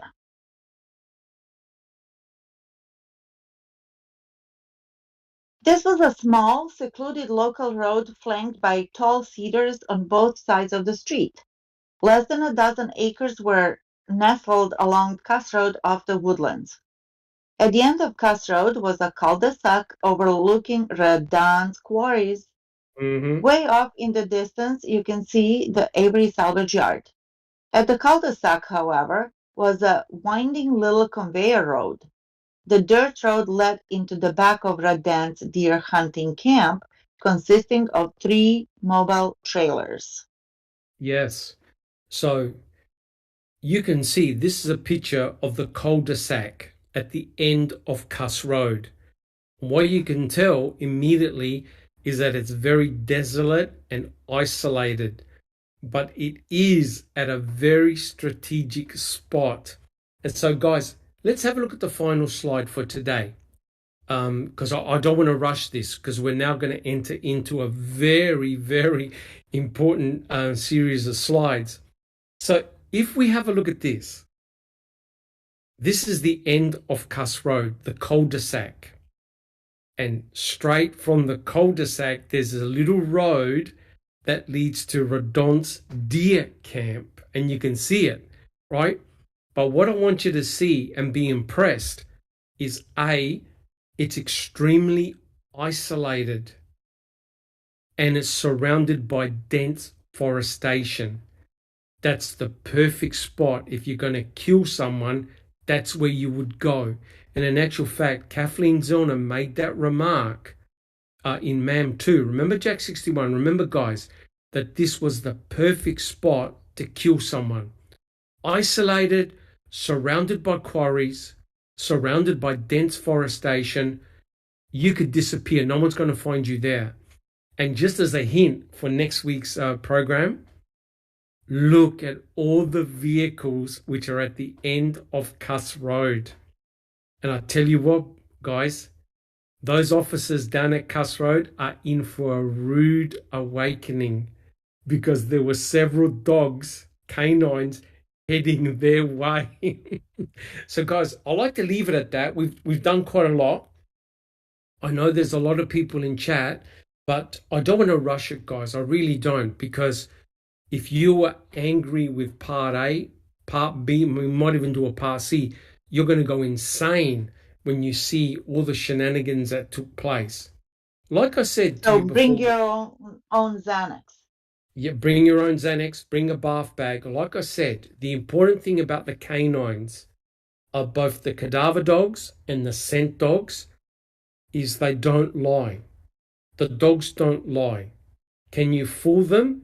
Yes, you can. You can potentially fool them, but they could smell things that you've got no idea are present because their nasal whole olfactory system, their sense of smell, it's like Neverly said, it's like a supercomputer, way beyond what we can smell. And in actual fact, dogs have been used to smell cancer in people. They can actually smell cancer, certain types of cancers in individuals. That's how acute the sense of smell is to certain biochemical products that your body produces. So a cadaver dog smells death. And the important thing is, which I never realized, when we're alive, we all smell unique.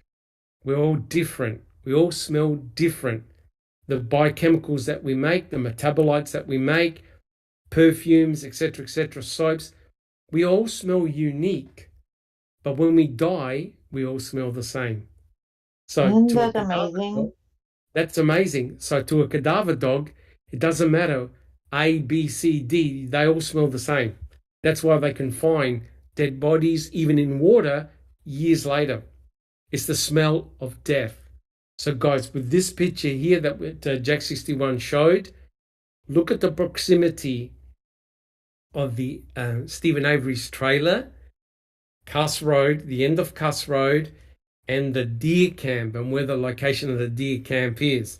And in part 2, hopefully we'll be able to finish it. In part 2, we're going to have a look at another group of dogs, which are even more important, in my opinion, Loof, the scent dogs. These dogs are specific for the scent of Teresa Halbach, and what they uncover is mind-blowing. All right, guys. Well, look, I'd like to thank my esteemed panel. I think we covered a hell of a lot today. We've covered quite a lot, and hopefully you've enjoyed the podcast. I've certainly learned a hell of a lot. Like I said, with Ferak's chapter, it's a good one, but we greatly expanded it. We looked at Travis Growell, what he smelt, likely a burning human body, but where was it? We looked at Josh Redont, what he observed. What did he see? Is it cause and effect? Can that fire he saw, can it be related to what Travis Growell smelt? Or are they independent events, right? So we'll see in part 2, maybe even in part 3, that we can expand this now because we've got other dogs involved. All right, guys, you've been fantastic. The questions in chat have been awesome. And I'd like to thank everyone. But what I'd like to do is quickly go around the panel and tell us how you're coming along. I don't recall. How about yourself? Oh, I'm coming along well. Helping Rhonda with Daniel's case when I can. But other than that, just working. Awesome. Thank you. I don't recall. Next, we have Jack 61. How about yourself? How are you coming along? Doing very well, Doc. Everyone, I'd like to thank everyone for the participation and continued another look, a more intelligent look, I think, as time moves on into this area of the case. And I want to remind people that out of all the stuff that we have, you have to remember a lot of the stuff the jury never saw, the judge never saw, but there are still photos, especially of this temporary burial site that I'm sure we'll talk about more next time. We don't have those photos. We can't get them. They're mysteriously absent from anything. And then just briefly for tomorrow, for the open mic, we're going to be jumping back in the next spot for the next deposition, whichever it is. And I apologize. I don't remember. I've been busy with other things, but I'm going to get it scheduled as soon as we get done here tonight, whichever one. I know it's at the 1st of August, so that's where we're 1st of August, 2005. That's where we're going to be starting tomorrow. Open mic, 5 p.m. Central. So thank you very much. Thank you so much, Jack61. Next, we have Just Rhonda. Just Rhonda. Sorry, I was Not putting at my all. email address in the chat and I got sidetracked. What are we doing? We're saying goodbye. We're saying goodbye. What's happening? But I just, yeah, like Cherise said, we're just on fire, presenting these trial transcripts and kind of expanding on the great presentation that you did Thank for us you. weeks ago. Amazing. So, um, again, thank you so much for doing that. I think it's opened some eyes and it's brought some new people to the case. For those who still are not familiar with the case I'm working on my channel, it's the Daniel Holtzclaw case. It's a wrongful conviction out of Oklahoma City, Oklahoma. And if you haven't already, please subscribe to the Yes. channel and say goodbye to my Dolly KK stand. Apparently, I had a Dolly voice reading transcripts this last week. So, but anyway, yeah, check it out. If you're new to the case, there's some other websites that you can check: Debates Investigates podcasts and holtzclawtrial.com. And then, of course, the presentations that we've done on my channel. And those presentations are going to kind of come back around, and we're going to start doing, as we're able to, we're trying to crowdsource funds to get all the transcript pages, and so we're going to come back around and start over again, hopefully within the next month of starting with the first case. So check it out. Excellent.